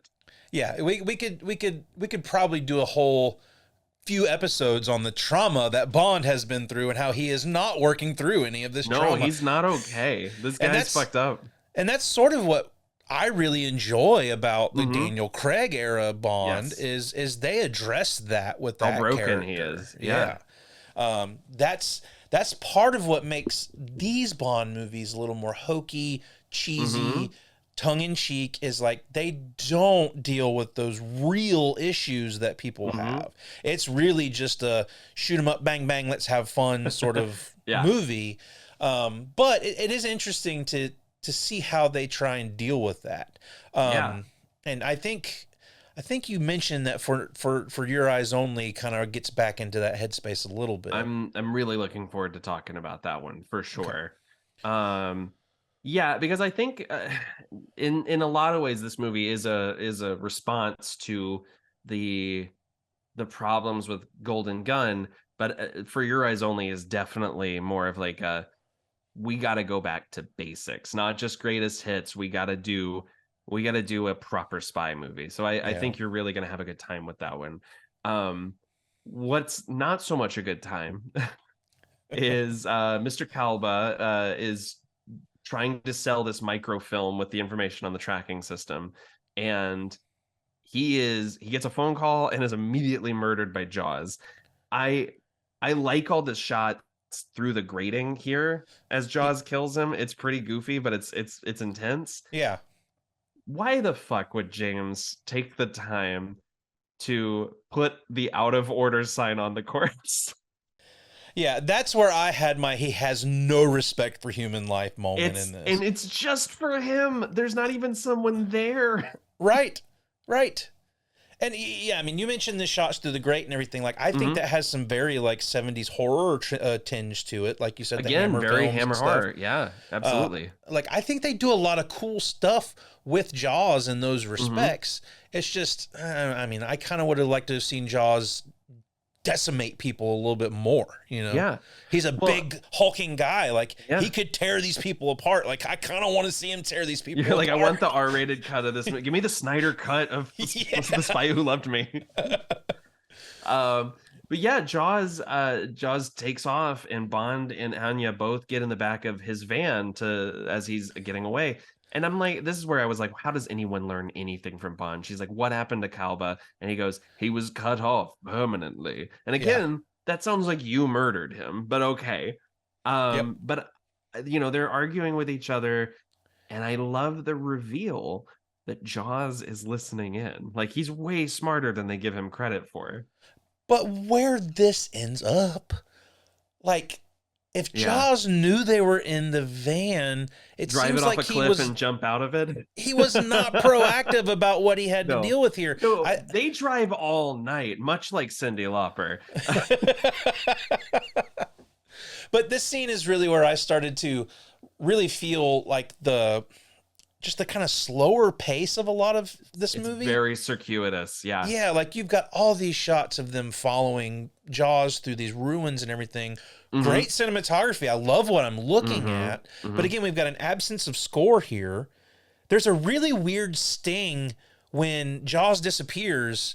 They just kind of, like, there's no score in the entire scene. And then when Jaws disappears, it's just this... It really kind of was weird to me. And then all of a sudden he's up walking on like scaffolding, he's 4 stories high. Yeah. And there's that one shot of him walking across the one pylon, and it just looks like the hobbits crossing over the tree from the Shire. So I love the cinematography going on here, but even this fight with Jaws, I cackle when Bond punches him, and you get the kind of Blink. Yeah. I think that's cool, but I don't know if it's because he was such a large guy, or I know they had trouble. I mean, they really didn't find a stunt double for him. Mm-hmm. Some of the stunt work that was done by a guy that was only like 5'6". Right. Namely, like when they kick him out of the train later, like that's not a big guy. But the fight here between Jaws and Bond just is so slow and doesn't really. It feels more like we're leaning on Roger Moore's comedic chops here. Yeah. And like and I like that they set up that this structure is rickety, and that's gonna kind of ultimately end up helping us in the end. But even Anya here, she has this moment where she pulls the gun, and you're like, oh, she's gonna turn. She could shoot Bond. Like they kind of give you a moment here.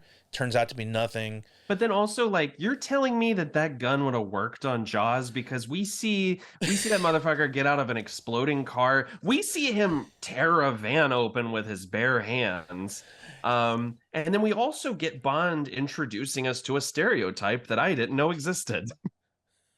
When he drops all of that rubble on top of Jaws, he mutters, "Egyptian builders." And I was like, I didn't know that was a thing that we had a problem with. Have you ever watched Everything Wrong with Blank on YouTube? Sure, yeah. The CinemaSins stuff? Yeah, CinemaSins. Every time something happens that's like slightly racist, he'll go, "That's racist." Right. When he said that, the first thing that popped into my head was, "That's racist." And and to the point where he didn't say that line on the set. They dubbed it in later because there were Egyptian officials on set to make sure that everything went according to plan and was above board. And so he literally mouthed that line so they could dub it in later, which I'm just like, that sucks. And apparently all the shooting that happened in Egypt was a nightmare. Like, like there was a bunch of issue with the Egyptian government, and the food there was apparently really terrible. And Cubby Broccoli had arranged for them to have like this whole truck, like refrigerated truck full of stuff brought to set so they could have food and whatnot, and it showed up empty. And then another shipment was spoiled. And so he finally said, "Fuck it, I'm cooking."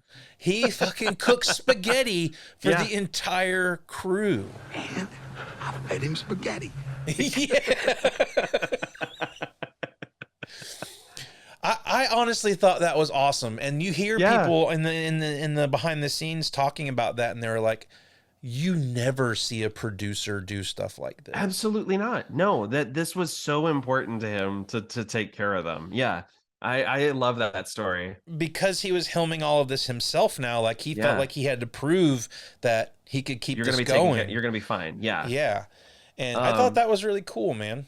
It is. What's not cool is Bond has stolen the keys, Anya's stolen the microfilm, so they still have to stick together. And she can't start the car, and he makes a comment about women drivers. So like 2 of his last 5 lines have been racist and sexist. It sucks. And we generally, you and I, love to have fun with the Bond one-liners. They're usually pretty fun. And this one, it all just seems to be something that is just like degrading, or something that's just like pointing out how dumb someone is. And a lot of them are just very like first draft, right? Yeah. Like he dropped in for a quick bite, which comes up later. Yeah. It doesn't work for me. I do love this escape from Jaws. They smash him against the wall with the van, and they take off, and the silliest music cue I've ever heard in my life starts. Yeah, that was my next note is, what is this music when they get away from Jaws? They didn't even play that during the Mars rover chase in Diamonds Are Forever. Right. And it's so silly. It's those little choices they've made throughout this entire movie, on top of my other issues that just like, like I'm watching this one. I'm halfway. I'm wherever we're at in this point. It's not halfway yet, but I'm like, I really hope this gets better from here. Definitely. Yeah, it's such a baffling. I mean, it's like the slide whistle in the last movie. And then we get the score from Lawrence of Arabia, literally while they're walking across the desert, which was apparently a joke from one of the editors that got a big laugh in the room. So they were like, "Fuck it, let's leave it in." And I think if I was more familiar with Lawrence of Arabia, that probably would have connected with me more. But this feels like more of Bond just walking around in this movie to me.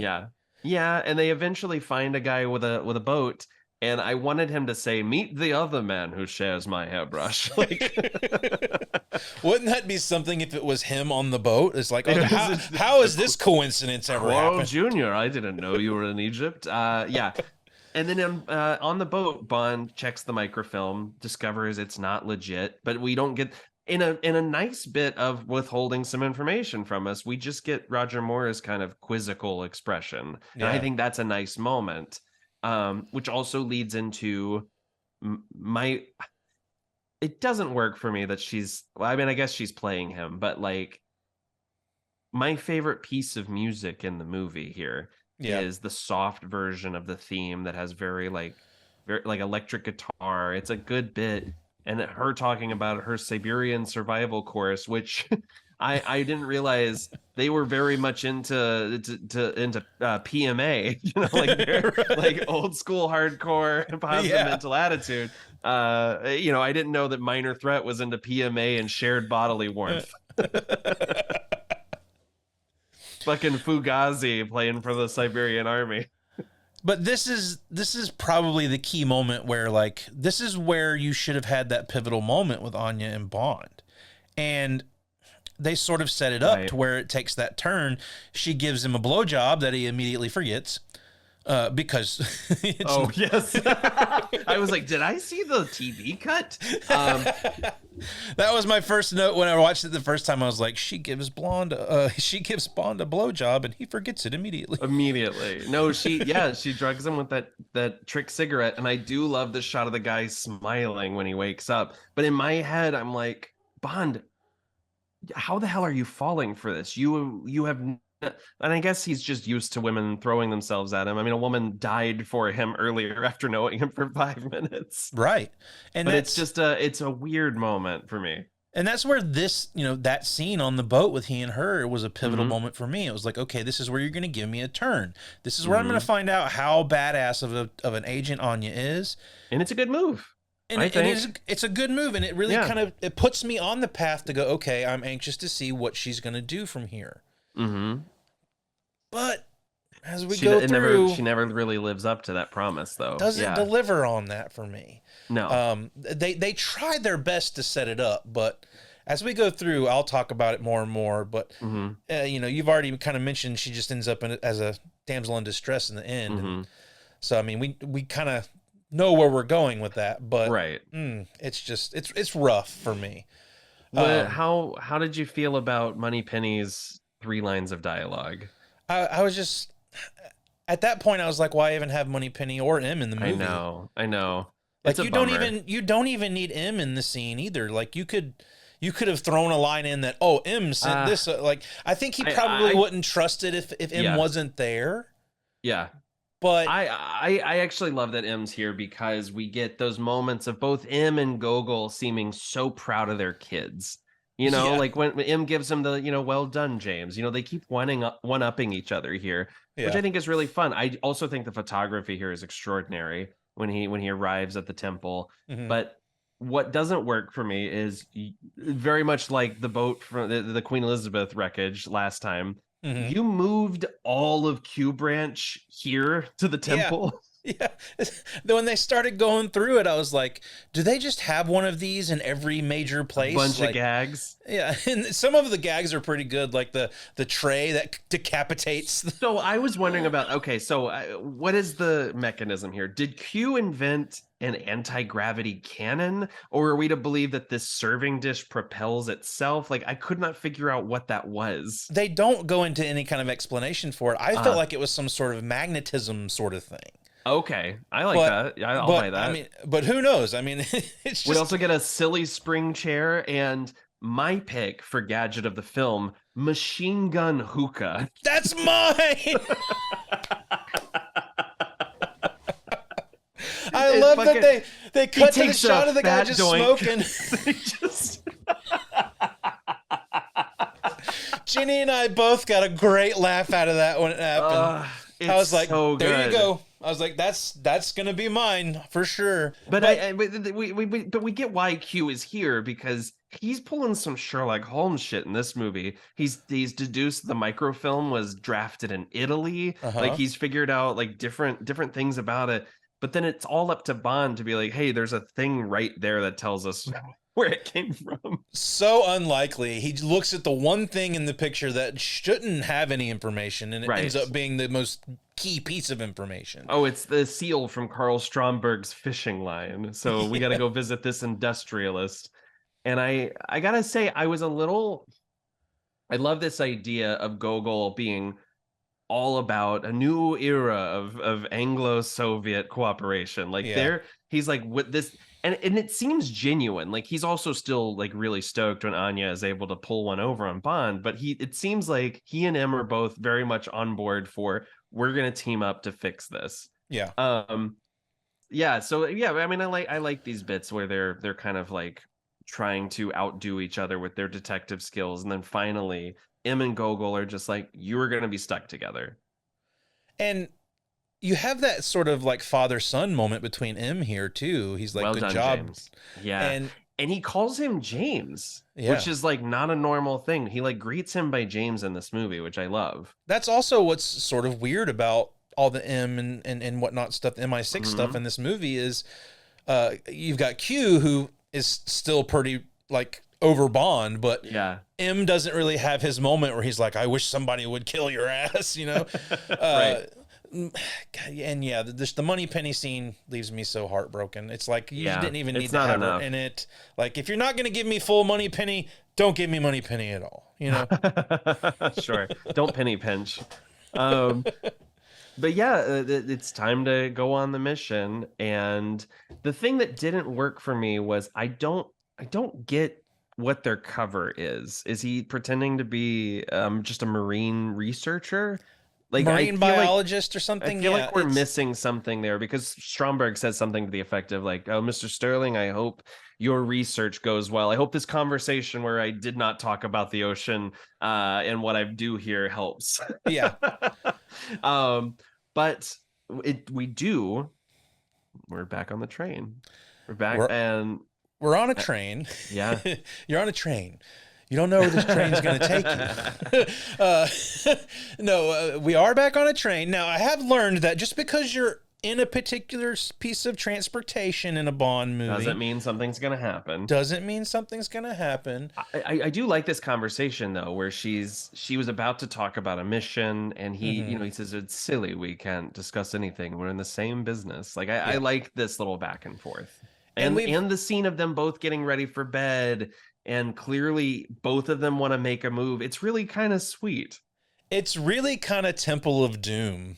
It 100%. Look, if you don't think Steven Spielberg was watching these movies and taking notes, like Indiana Jones is his Bond, like yes. 100%. I think now that you say that he approached them about directing this movie, and when he didn't, I think he was just like, okay, I'm going to make my own James Bond. He's going to be called Indiana Jones. That's essentially what happened. Yeah. Yeah. I mean, yeah. And he definitely borrows a lot of things from these movies. And this scene, and including he gets a new girl every time. Right. And then in the last one, he's sad. But the whole them waiting for who's going to make the first move. Yeah. I was just thinking about Indy and Willie in that scene in Temple of Doom. And Willie's best scene in that movie, by the way. Like, yeah. And, well, this might tell you something. I would rather have Willie in a movie than Anya. Oh, man. That's a lot. But also, I do want to say, though. Yeah. This is the first James Bond movie that has successfully jump scared me. I have all caps Jaws jump scare. And it's really spooky. Like the look on his face is like terrifying. And that zoom is good. he's in like a weird, like crouched position because he's in the closet. Right. He eats a table for no reason. As I said, I know because we're on a particular piece of equipment that doesn't necessarily mean anything's going to happen, but we get another fucking train fight. This is a good one, though. I like this. It's really good. It's one of Moore's best action scenes, and it's desperate. Like he's tossing him into the fucking ceiling. This is where I wrote, Moore loves a jump kick. He loves to grab onto something and just do a little kick. And the way he electrocutes him with the lamp is a good little improvised attack. Yeah. I like the shot when he has Bond against the wall. Yeah. You can see like the size of his hand is the size of Bond's head. Yes. Yeah. Like 100%. his hand is huge. Like he could just like crush his fucking skull, dude. Yeah. And that's the other thing about how sort of like overpowering Jaws is to me is like there's no reason he shouldn't be able to just like snap Anya in half when he came out. But still, like I know we don't have a movie when that happens. Right. Like you're gonna give me a 7'2" dude with a trap jaw, like, a guy who can tear the bumper off a car with his bare hands, right? And he can't kill Bond in a fist fight.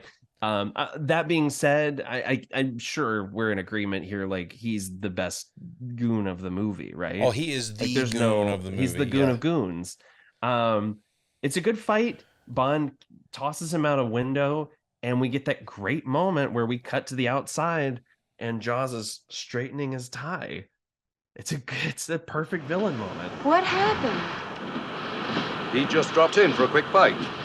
Yeah, he is, you know, as much as a problem as I have with this movie ultimately in the end, and even my hangups with Jaws is, you know, how he kills people and whatnot. I still think he's very effective as the goon of this movie. Like he's fucking scary, and you know, if I were Bond, I wouldn't want to have to stand toe to toe with this guy.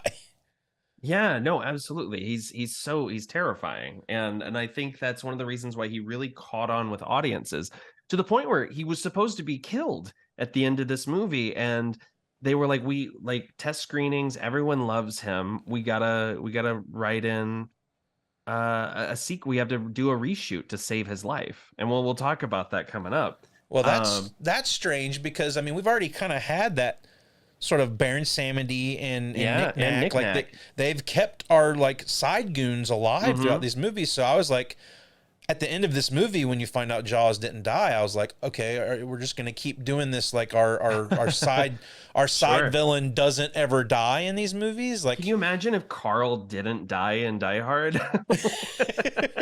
Like that would be so fucked up. But James and Anya end up making love.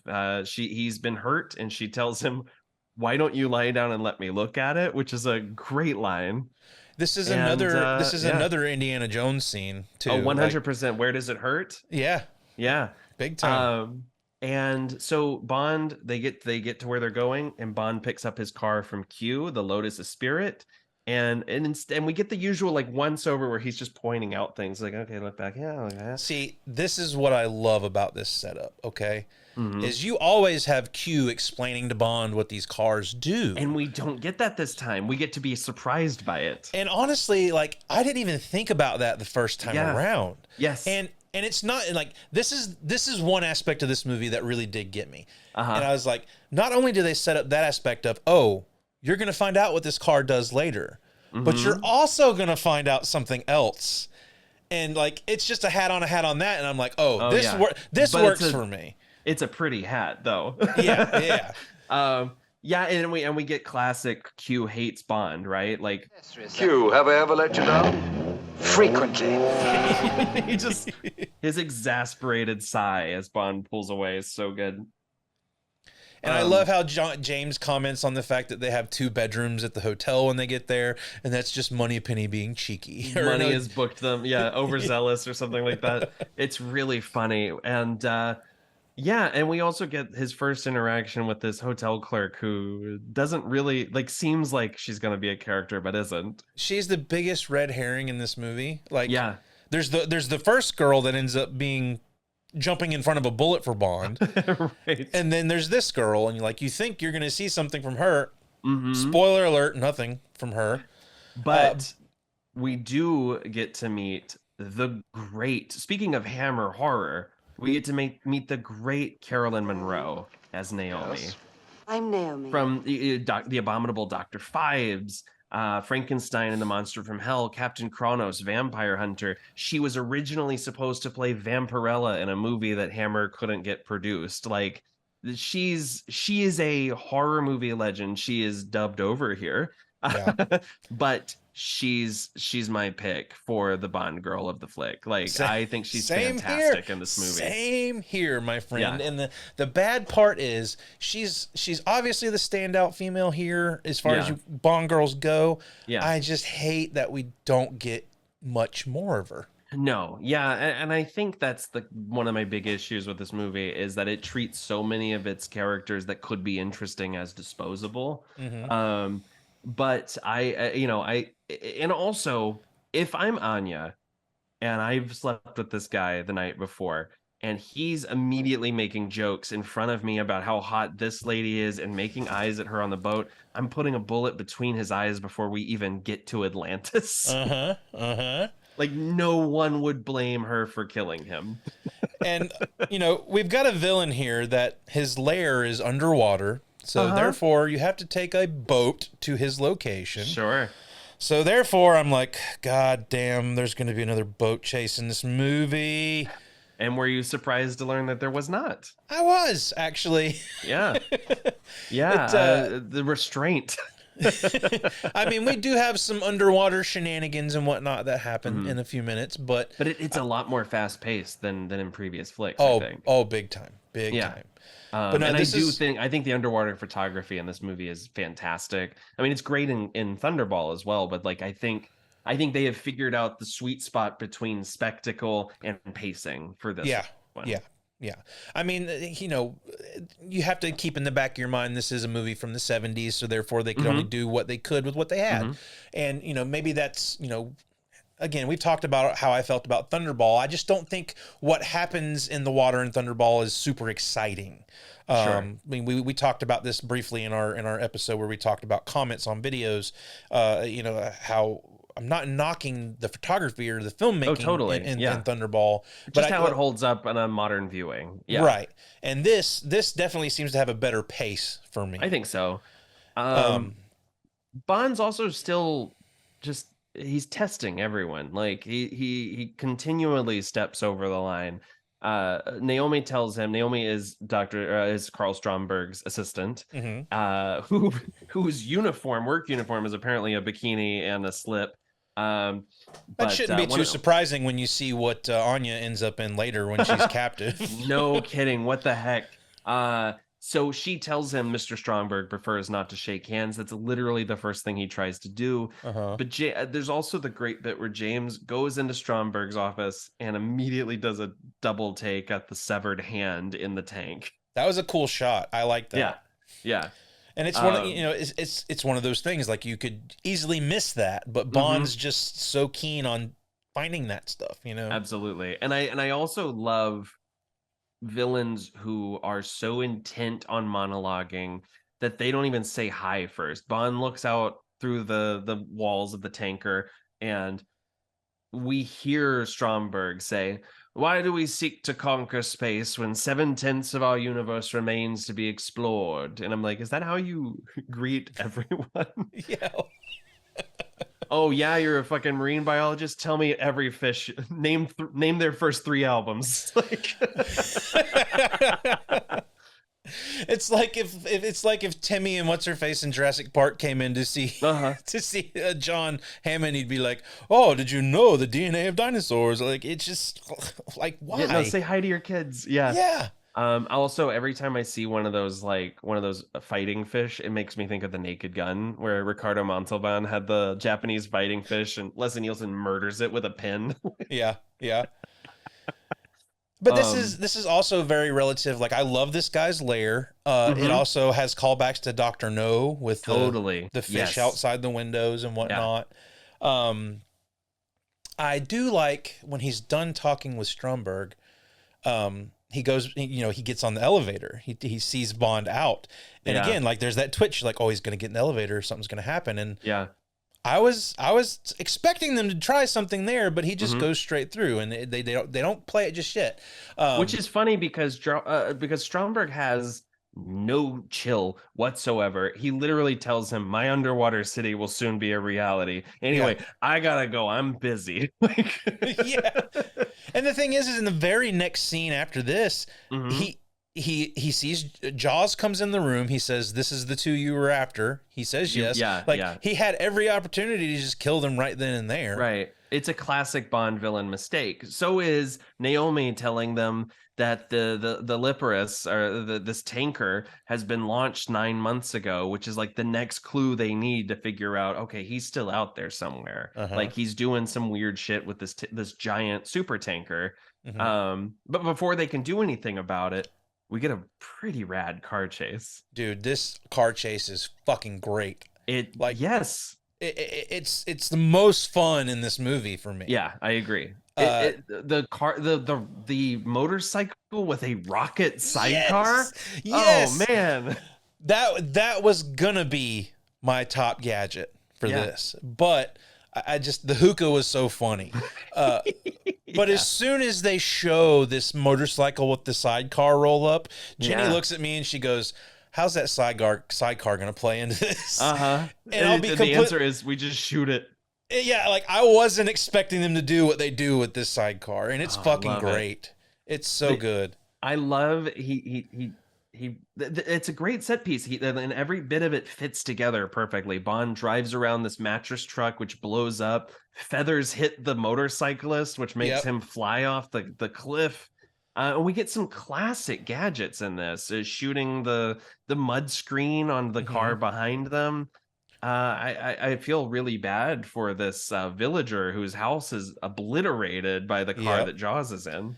But again, we see Jaws just walk out and just brushing the dust off his shoulders like this. I think Jaws is a robot or something, man. He's definitely from the future. He can teleport. He doesn't die. I'm a Cyberdyne Jaws model. This is the first T-800 they sent back looking for John Connor. And I gotta say, also, the disco guitar works better for me in this chase. I think it's fun here. It still just sounds so 70s porn for me. It does. Though, man. It does. But it's a good chase, and we get Naomi in a helicopter firing bullets, and there is nothing quite like late 70s, 80s bullet ricochet Foley. Right. Like I just love how it sounds. It's fantastic. I love the reveal when you see that it's Naomi in the chopper too. Great, yes. Because she looks over at Bond, he looks at her, like that face that he gives. He like looked at me. It's a great moment, man. And even better is when they drive this Lotus off of a dock. He says, "You know how to swim?" And this fucking Lotus turns into a goddamn submarine. Is it better? I feel it is. Than the reveal of the flying Winnebago from fucking the Man with the Golden Gun. I was genuinely shocked by the plane car and Golden Gun. Yeah. This, when he started driving down the dock, I was like, oh, I see where this is going. Yeah. But like to have the balls to give me a plane car in that movie, now you're going to give me a submarine car. I love it. But again, we've talked about parallels to Jaws in this. Apparently, this Lotus was just as much of a problem as the mechanical shark in Jaws. Oh, I believe it. Yeah. They had to get all these different versions of it. They had to have different versions that showed the tires going in, the caps coming down, like all of this stuff they had to put into getting this submarine car to work. But you know what, man? It all looks so good. It does. The only time I am taken out of this chase, like we get some frogmen, like Thunderball style. And this chase is really good. These guys are getting their shit wrecked, like literally, like blood gushing everywhere. But it makes me laugh every time we cut to Roger Moore spinning a steering wheel underwater. I don't know what it is about it that just makes me laugh so hard. But and I love the reveal that Anya deploys a mine because she's like, I stole these blueprints for this car 2 years ago. Yeah, man. Yeah, that's one of her best moments. You know, we're we're kind of like, I don't know. It's just a great way they set that up with the car, with not knowing what it's going to do. You see what happens, and she's not been part of that conversation. You've seen that, right? And just to see that I stole, like, that's what I want from her out through the whole movie. Is I want those little reveals, like, oh, yes, I'm smarter than you. It would be like if Vicky Vale suddenly took the wheel during the escape from, the Joker at the Flugelheim Museum, and she's like firing off rockets and shit. Yeah. If they run down the alley and she looks at Batman and she goes, "How much do you weigh?" Throw it over she throws Batman over her shoulder. Okay, so have you seen The Flash? I did, yeah. Okay, of all the callbacks they could make, we have to have Batman asking people how much they weigh in this movie too. I thought of you immediately. I just was like, are we seriously doing this again? And the Jaws comparisons don't stop there, because we fully get a Jaws parody as this car is making its way to the surface. And this is just kind of the icing on the cake with all of that. We've got one more Jaws gag that's going to come up later. But like, in all the behind the scenes stuff I watch, there's no mention of anything about Jaws. And it's like, but it has to be on purpose. Watching this movie, like, all of this has to be purposefully put there. Absolutely.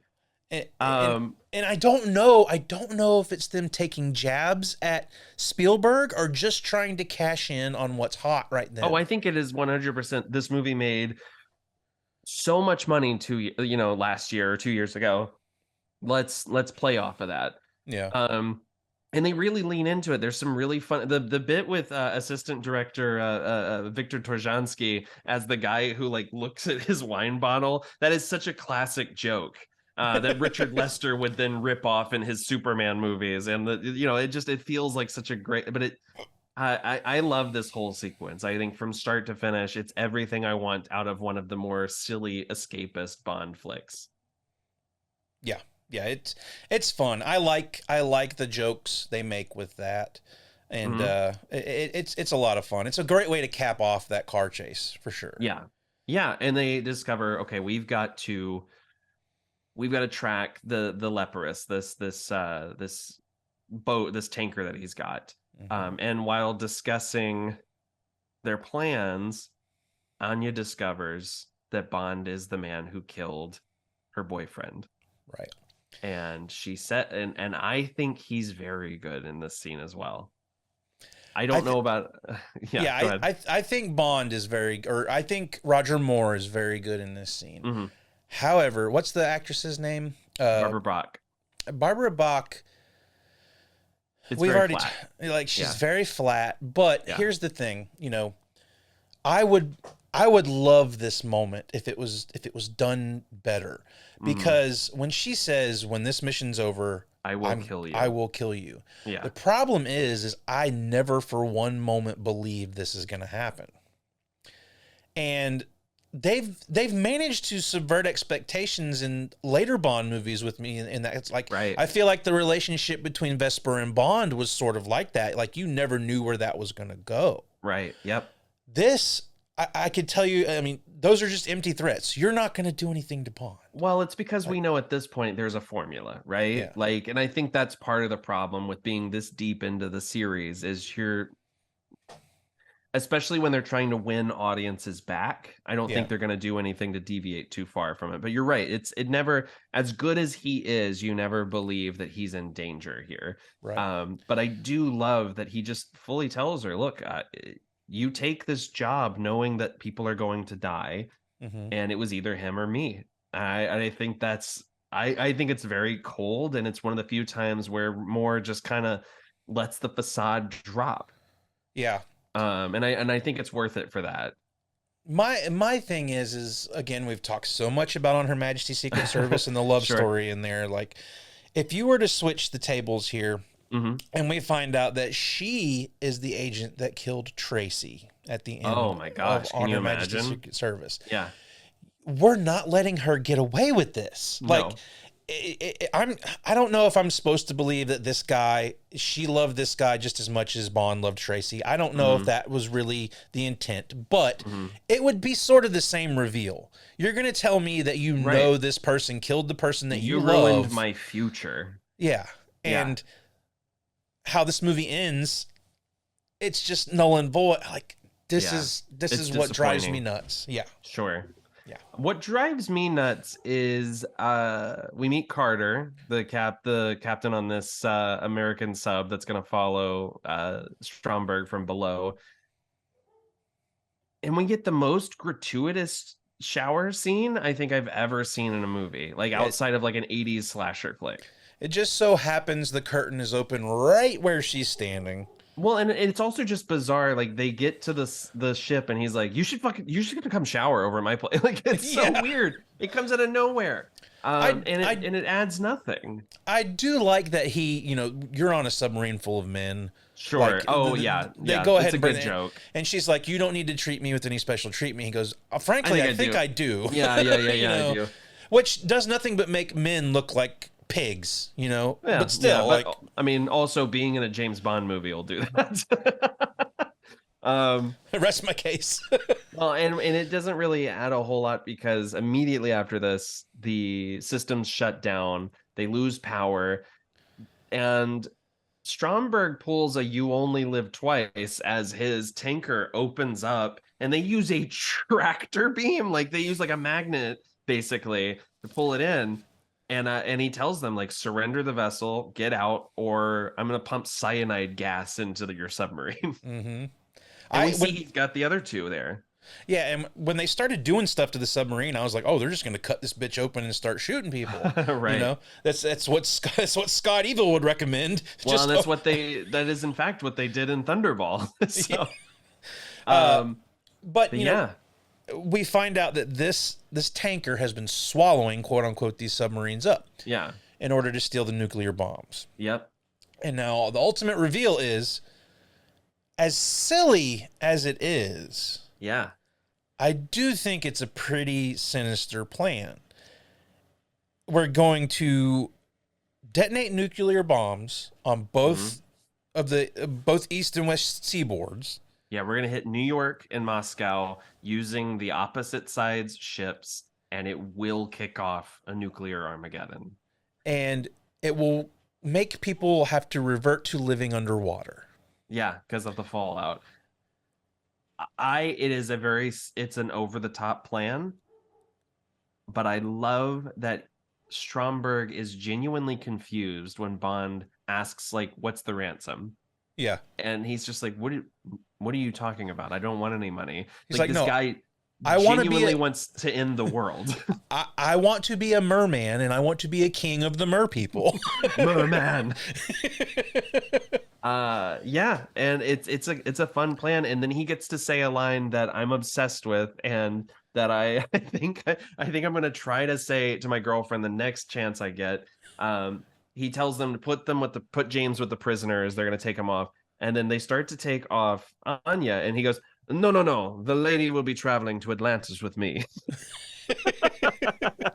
And then they just shoot a boat out of the side of the tanker. Made me and Jenny laugh really hard.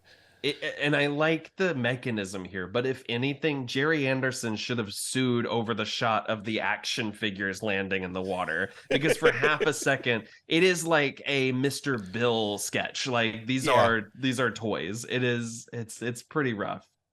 This movie also made me realize, and I've brought up a comparison to this movie before, but Mel Brooks also was spoofing the shit out of these movies. Oh, yeah. Because there's some major Spaceball vibes going on in this movie, too. Definitely. When you get into this tanker, it looks a lot like the Omega Maid thing. Oh, sure. Yeah, in Spaceballs. Even when you've got Bond like coming in and rescuing everybody, when they're like trying to disperse out and like do like it looks like when they're trying to evacuate the ship at the end of Spaceballs. I was just getting so much Spaceballs vibes off of a lot of the stuff happening in this third act. You have to expect someone to grab Bond and then someone else to yell, "You got his stunt double." But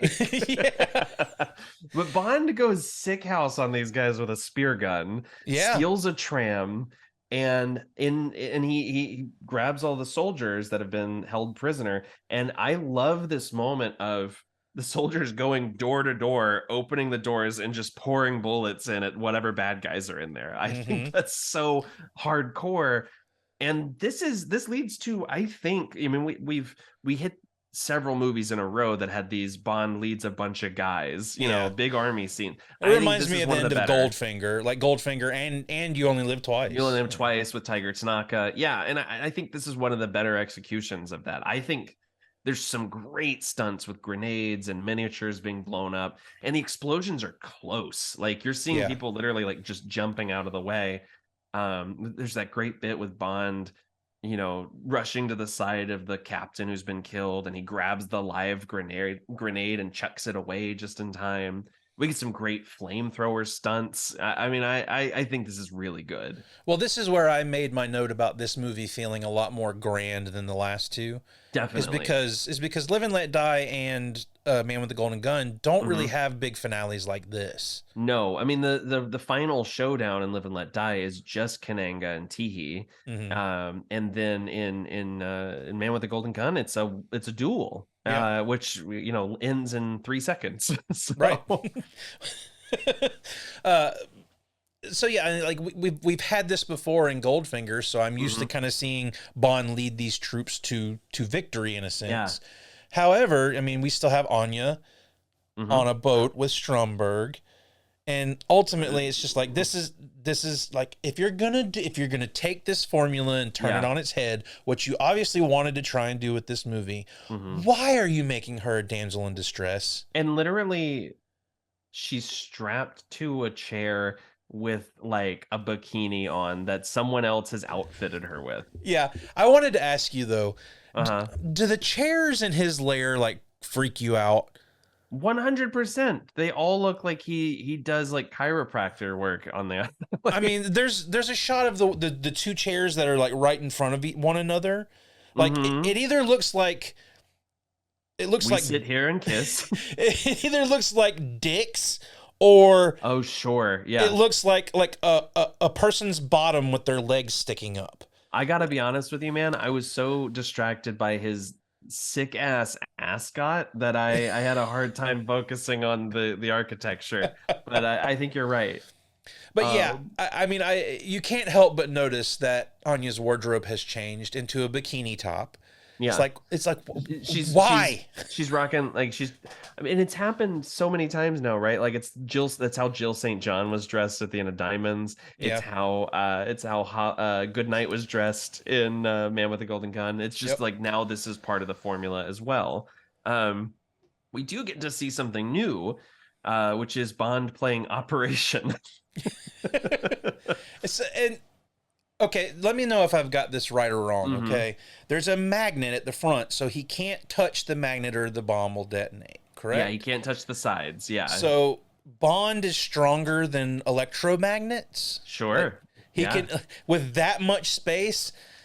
I do love the gag of them being like, so you've done this before, right? And he goes, there's a first time for everything. And it zooms on another soldier, like, gulping. Yeah, gulp. But yeah, he discovers there's water on the knee, and so he like, pulls that out. But it's genuinely tense. Like I like the sound design of the buzzing as the magnet touches the sides and stuff.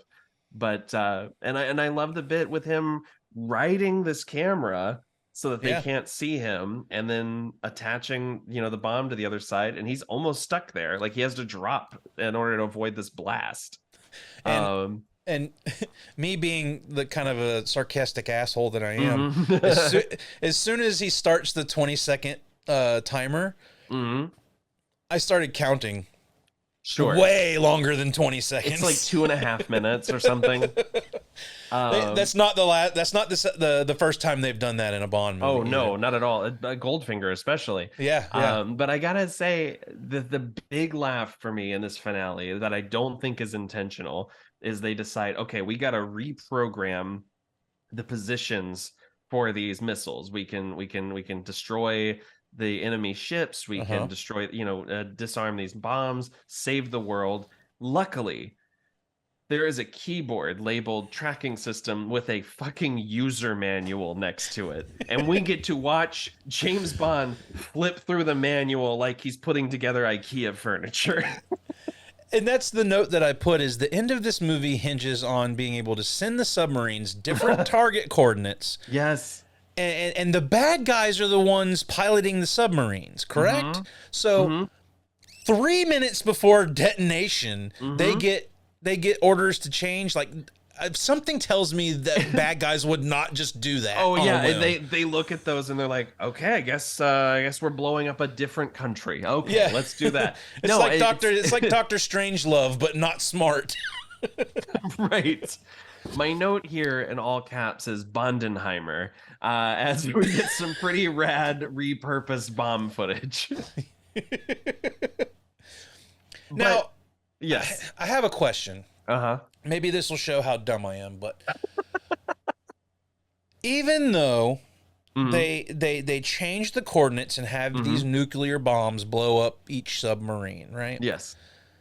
Would that not still cause fallout that would interrupt the ecosystem? Okay, if you look at the map, they're on the tanker is like 2 miles away from one of the blasts. It's so it does not seem to be a plan written by someone who knows how bombs work, nuclear bombs work. Because as soon as they blow up, Bond looks at the other guy and they're just like happy and whatnot. Yeah. I'm like, I still feel like this is a big problem, guys. Yeah, we're still gonna block out the sun, and all of a sudden the carrier they're on is self-destructing. Yeah. Like, I don't know if it's just because of all the grenades they set off earlier, and they just decided to wait politely until it started exploding. But they blast their way out in the submarine, and Bond is told, "We've received our orders. We have to destroy Atlantis in 5 minutes." And Bond says, "Give me an hour." It finally talks him into 40 minutes, I think. But... Yeah, but he says, "You'll get me court-martialed." Okay, I'll do it. Like, but this is all in an effort to rescue Anya. Of course. Now, I feel like this movie really could have turned itself around for me if you would have shown Anya being able to get herself out of this situation, if she's just as badass of a spy as Bond is. Or the more tragic ending of this movie is, you're right, for the greater good, we have to launch the missiles, and Anya understands that. I don't know. I feel like everything's too neat at the end here, but it's also hard for me to explain, or it's hard for me to complain too much, because we get Bond on a fucking jet ski. Or a wet bike, as it's referred to in the end credits. I love how it's come to, like, we have to write a line in. Oh, can you get me that package Q left? Oh yeah, me? Q sent me Kenny Powers jet ski. But this is again where I have the Spaceball vibes, is when he's going through all of these tunnels and whatnot. Sure. But I love when he does get into the room with Stromberg and they're sitting at the table. Oh, and Stromberg has activated his trick elevator, and Bond has done a split to escape from it. Okay. I'm sorry. Yeah, let's go back to this for a second. Okay. You wanted to see Bond fight a shark, didn't you? Well, not necessarily Bond fight a shark. We will get a shark fight in a minute, though. Oh yeah. But they've set up this elevator for us to be watching it through the whole movie, right? Mm-hmm. It is such a fucking letdown to me. That Bond is smarter than the elevator that he has no clue about. Like, I feel like that's such a Roger Moore Bond thing at this point, where it's like, of course, I anticipated you had this ridiculous elevator. Like, it just seemed like, oh, you set me up for nothing here. It felt. I get it. I like it, but I totally get it. I get why it bothers you. It definitely has a comedic beat to it. I can see that, but. When they set it up the way they do in this movie, I was expecting something else to come out of that. Sure. No, I understand, but I still dig it. I think it's fun. I love the shot of the elevator opening, and he's got the gun on him. Somewhere in there, we get a shot of a shark, and there's like some sexy music that plays under the shark. And then we get the reveal of Stromberg at the end of Bruce Wayne's dinner table from Batman 89. Could you pass the salt? I don't think I've ever been in this room before. And in a nice little bit with this gun, this projectile launcher on the bottom of the table. It seems like a rocket launcher because the whole fucking room almost blows up. It when sure he shoots looks like a this thing. shotgun, but yeah, he blows up half the room. And it was Roger Moore's idea to have him, because originally, for the purposes of the stunt, he was supposed to stand at the end of the table and then jump out of the way of the blast. That's Roger Moore doing that. He felt it would be much more dramatic to be seated, so that Bond would have to like chuck the chair out of the way, jump up. But it was way more dangerous to do it that way. So he had to be like perfectly on time, or he would have gotten hit with a firework, basically. Wow. But it's a good bit. And then he dodges this blast and he kills the shit out of Stromberg. Okay, he shoots Stromberg in the dick, right? Like 100%. He shoots him in the dick, and then he shoots him like 8 times in the chest. And he's got Stromberg's got a very overacted death scene. Like it looks like a stage death, man. It is a death out of The Good, the Bad, and the Ugly. There's no squib. He just kind of goes like but I love it. It's so cartoony, and I think it's a great death for the villain. I don't know. I get why there's not more of a showdown, because he's definitely not the get your hands dirty type. Right. And that's the one thing about Bond villains and these Bond movies is we're so used to seeing like this person that can go toe to toe with our hero. We're so used to that in action movies or espionage or whatever. And the Bond movies really have this thing where most of the time villains are puppet masters. It's a brains and a brawn sort of scenario. And it's kind of comical to me that the brains always die and the brawn always end up surviving. Sure. Yeah. But you know, it is what it is at this point. There's a few coming up that I think that kind of change that around, and I think it might be partly due to just how we changed how we made movies, how we approach them. Like we definitely want to see the hero face down with the villain, but I think for the purposes of this movie, Karl Stromberg has definitely been more of an idea man, and seeing his last idea fail is pretty good. Yeah. Also pretty good, Bond shoots Jaws in the teeth, and it ricochets off. Now, where I was disappointed that the elevator gag didn't come into play, at least they do give us another scene with these sharks that they've been playing up in this movie. I was taken aback to like Live and Let Die, Kananga blowing up with a shark pellet. Do you feel that way about Jaws getting magnetized? Yeah. While I do find it to be very funny, like, okay, of course, this is the one thing that's going to be a weakness with this guy is a magnet. The bit with Moore smiling until Jaws smiles back is so funny. Yeah. I think that's legitimately so funny. But yeah, he drops him, and we get this Fulci-esque shot of Jaws fighting a shark. I mean, it's like the zombie fight in Zombie 2. But I do love that he just starts chomping down on this shark. Yes. Oh yeah, it's brutal, right? And that almost makes me think that this was one of those like, well, we're gonna get your little shark movie here, Spielberg. Yeah, like, right. Our Jaws is bigger. I love that. There's also apparently the crowd went nuts at the first, like the premiere when Jaws is shown swimming to safety. Like the people loved him. Yeah, the original plan was that Bond was going to pick him up with the magnet and drop him into the furnace of Atlantis, and it was going to like kill him that way. But I like this. I like this, the way he's dispatched, but also lives to fight another day. And I think the escape is really good. The rotating set, or the rotating camera on the canted set, and the water pouring in. I think that's all really well done. And they escape in what I've written down as the fishing lure fuck pad. Also reminded me of the escape pods in Spaceballs. Absolutely. But at this point, like, it is that scene of Austin Powers being like, "This is how all my movies end, baby." So much so that there's actually a sign on the wall that says "escape chamber." Oh yeah, yeah. But you go in there and it's literally like silk sheets, Dom Perignon like on ice. As Bond tells us, any man who drinks Dom Perignon 52 can't be all bad.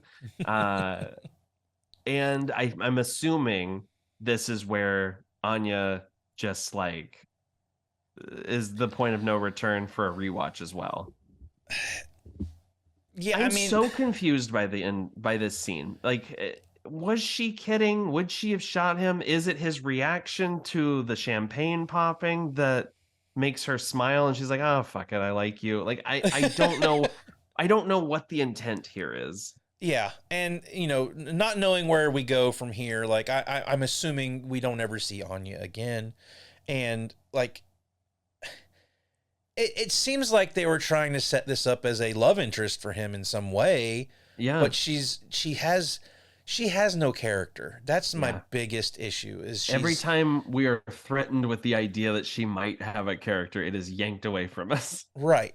And I mean, and that's where I wrote my note about, finding out if Bond found out that she was the agent that killed Tracy, this would be a very different ending to a movie. Yeah, I think 100%. And it just the fact that it's like, okay, well, we're going to give you a female protagonist here that's going to be just as good as Bond, but she's not going to be, she's not really going to be. And well, I mean, the problem is that we did see Blofeld kill Tracy, right. Or Rosa Club, but I think the problem is that we're given this thing that should be a huge conflict between them, and it's really mentioned in two scenes. Yeah. The scene where she finds out, and then this one. Mm-hmm. Because they don't really even share the screen together that much once the finale kicks into gear. And it takes very little convincing for them to just fall over each other. The best part of this is the reactions of M and Gogol seeing it happen.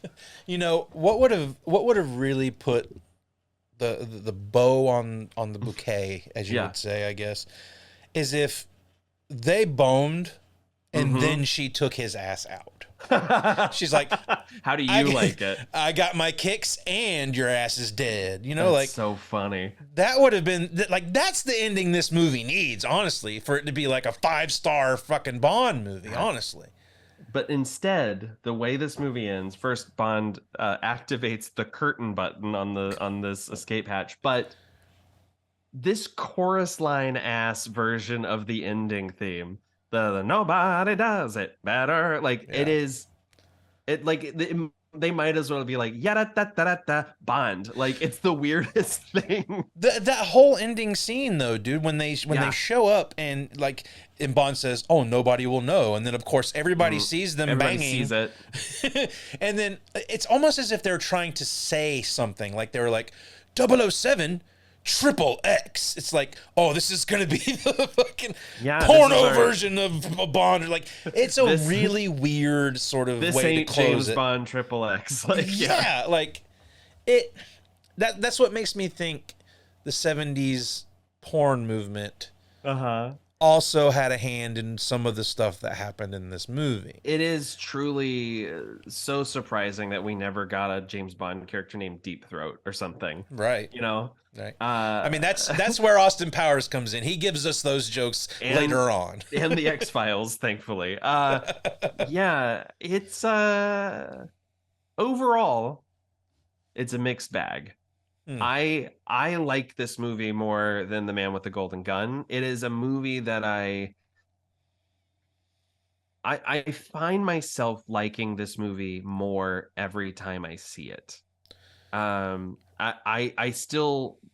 I agree with the things you're pointing out.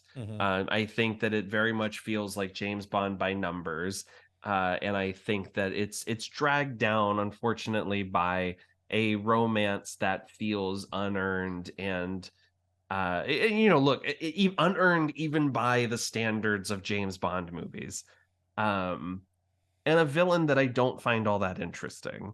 Yeah. That being said, it saved the franchise, and it's got some gorgeous photography, and I think Moore himself is having a blast in this one. Yeah, I think I like Man with the Golden Gun a little bit more than this one.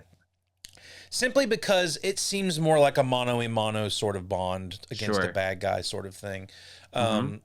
I like the fact that, you've got someone in that movie who, they're setting up as an equal to Bond, except the villain whereas in this one it's a female agent.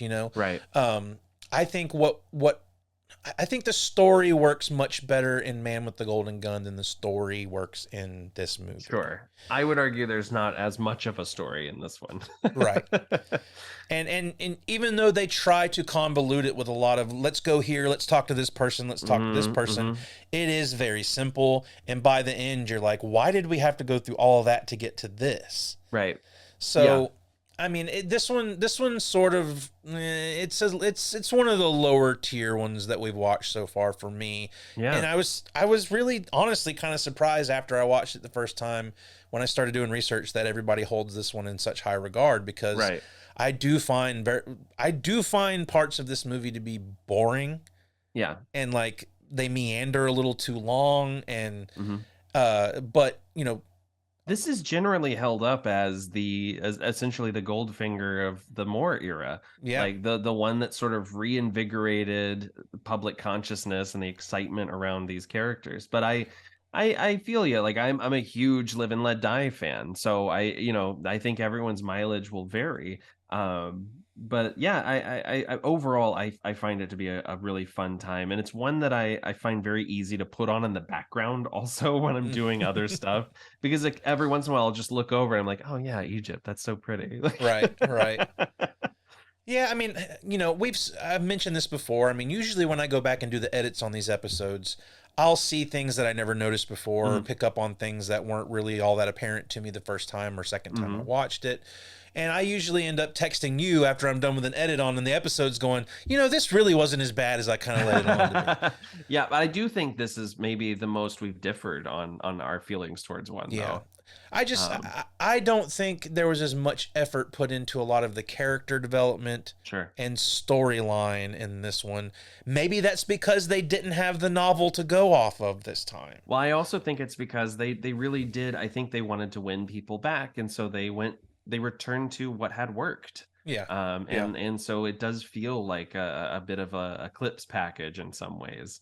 Yeah. But I do find like where it is pulling things from Goldfinger and You Only Live Twice and whatnot, I think this does things that those movies did better. Yeah. Like, I think the third act fight in this is better than the third act fight in Goldfinger. I agree. There's a lot of again, the cinematography in this movie is great. The model work they did, the miniatures, all of that stuff. I mean, God, that they showed it's this clearly movie, the most expensive movie in the series so far, And they invited Shell to watch the movie when they were done with it. Yeah. And Shell didn't even recognize that they didn't use a real tanker in this movie. Like, wow. It was all miniature shots and they had no idea. So in a way, this was really what's his name? Ron Adam? Ken Adam. In a way, this is really Ken Adams' movie. Like, oh yeah, this was a movie for him to kind of show what he had, and the production design is great here. Like, if you want to talk about production design, this is one of the best Bonds. Yeah, absolutely. But in terms of story, I find this one's pretty lackluster for me. Well, would it surprise you to know that they went even bigger with the next one? This was such a huge hit that they were like, well, there's nowhere to go but up. And so although they tease at the end of the credits here, James Bond will return in For Your Eyes Only, they in fact jumped to Moonraker instead. So I was wondering, Josh, if you had to guess what Moonraker is about, what would you say? At this point, I mean, I haven't the slightest clue. Moonraker is one of those that you hear the name and you automatically hear hush tones. Yeah. So as far as the plot would go for that one, the title doesn't really give me a whole lot of clues. My best guess would be you'd see the guys from Spaceballs combing the planet or combing the moon or something like. We ain't found shit. But who knows? I'm assuming we're going to be in space in the next movie. We've already kind of been in space once before, but that's right. If we are in space in the next one, I'm willing to see where that goes. To infinity and beyond, my friend. Well, that's going to do it for our discussion about The Spy Who Loved Me. Tell us what you guys think of The Spy Who Loved Me in the comments below. Please. We'd love to talk with you about it. Do you have the same problems with the characters that I do? Do you not? Do you think this is one of the best Bond films there is? We definitely would love to talk with you about it in the comments. And Nathan, before we get out of here, you got anything you want to plug real quick? Sure. You can check out my other podcasts, the AIPT Comics podcast. We talk about new comic books, reviews, our favorite books of the week, upcoming news for comics, and we have creators on to talk about their work. We recently had Ryan Stegman and Kenny Porter and Tyrell Cannon on to talk about their book, The Schlub. We've got a few other really exciting interviews coming up that I can't wait to record. I also do a podcast with my girlfriend, Ashley. Oh, That's a Scary Movie. We cover horror movies and nostalgic favorites that spooked us when we were kids. And the Silver Linings playlist will be coming back in the fall. That's the show I do with my friends Dustin and Mally. We cover movies with downer or confusing endings. And my friend Dustin and I have just put out a record by our band The Fever the Rage called Never Ending, and you can find that on Spotify, Apple Music, Bandcamp, all that good stuff. Yeah, not only does Nathan have 700 podcasts that he does, he's also a musician, he's also an actor, he's also a playwright. I don't know, how much stuff do you do, Nathan? I can't be alone with my thoughts, so I just keep working. But yeah, if you like synthwave or outrun music, stuff like Gunship or Churches and stuff like that, or Carpenter Brut, go check us out for sure. There'll be links to all of Nathan's shows, and The Fever of the Rage's YouTube page will all be linked below, so you can get links to all of those in the description box. So please head over and check out all of Nathan's other stuff. It's all good. If you like Nathan here, you're going to like him in all of those other shows, I guarantee you. Thanks, man. We had a weird... somehow we blew up on TikTok. The Silver Linings playlist blew up on TikTok over the last couple of months, so I'm very curious to see how the new season goes. Well, if you want to check out the VHS Files podcast, we usually talk about older movies from our childhood as well, the 80s, horror, sci-fi, all that stuff. So please come back to the channel and check out those as well. We'll be back at some point to talk about Moonraker with you guys. Yeah. And we're carrying on in the Roger Moore train, guys. Yes. And no signs of stopping at this point. We're going to keep trucking along. So we'll be back at some point. Yeah. And also, I was on the VHS Files to talk about Cobra. So if you want to hear what I think, how I feel about Stallone, that's also a fun time. So we will be coming back with Moonraker as soon as we have the chance to sit down and watch it and get back on and talk about it. So, but until next time, please make sure you subscribe, hit the like button, come back and watch our videos. If you like what we do here, we definitely appreciate it. And Nathan, until the next time I see you, buddy. Stay shaken. Never stirred.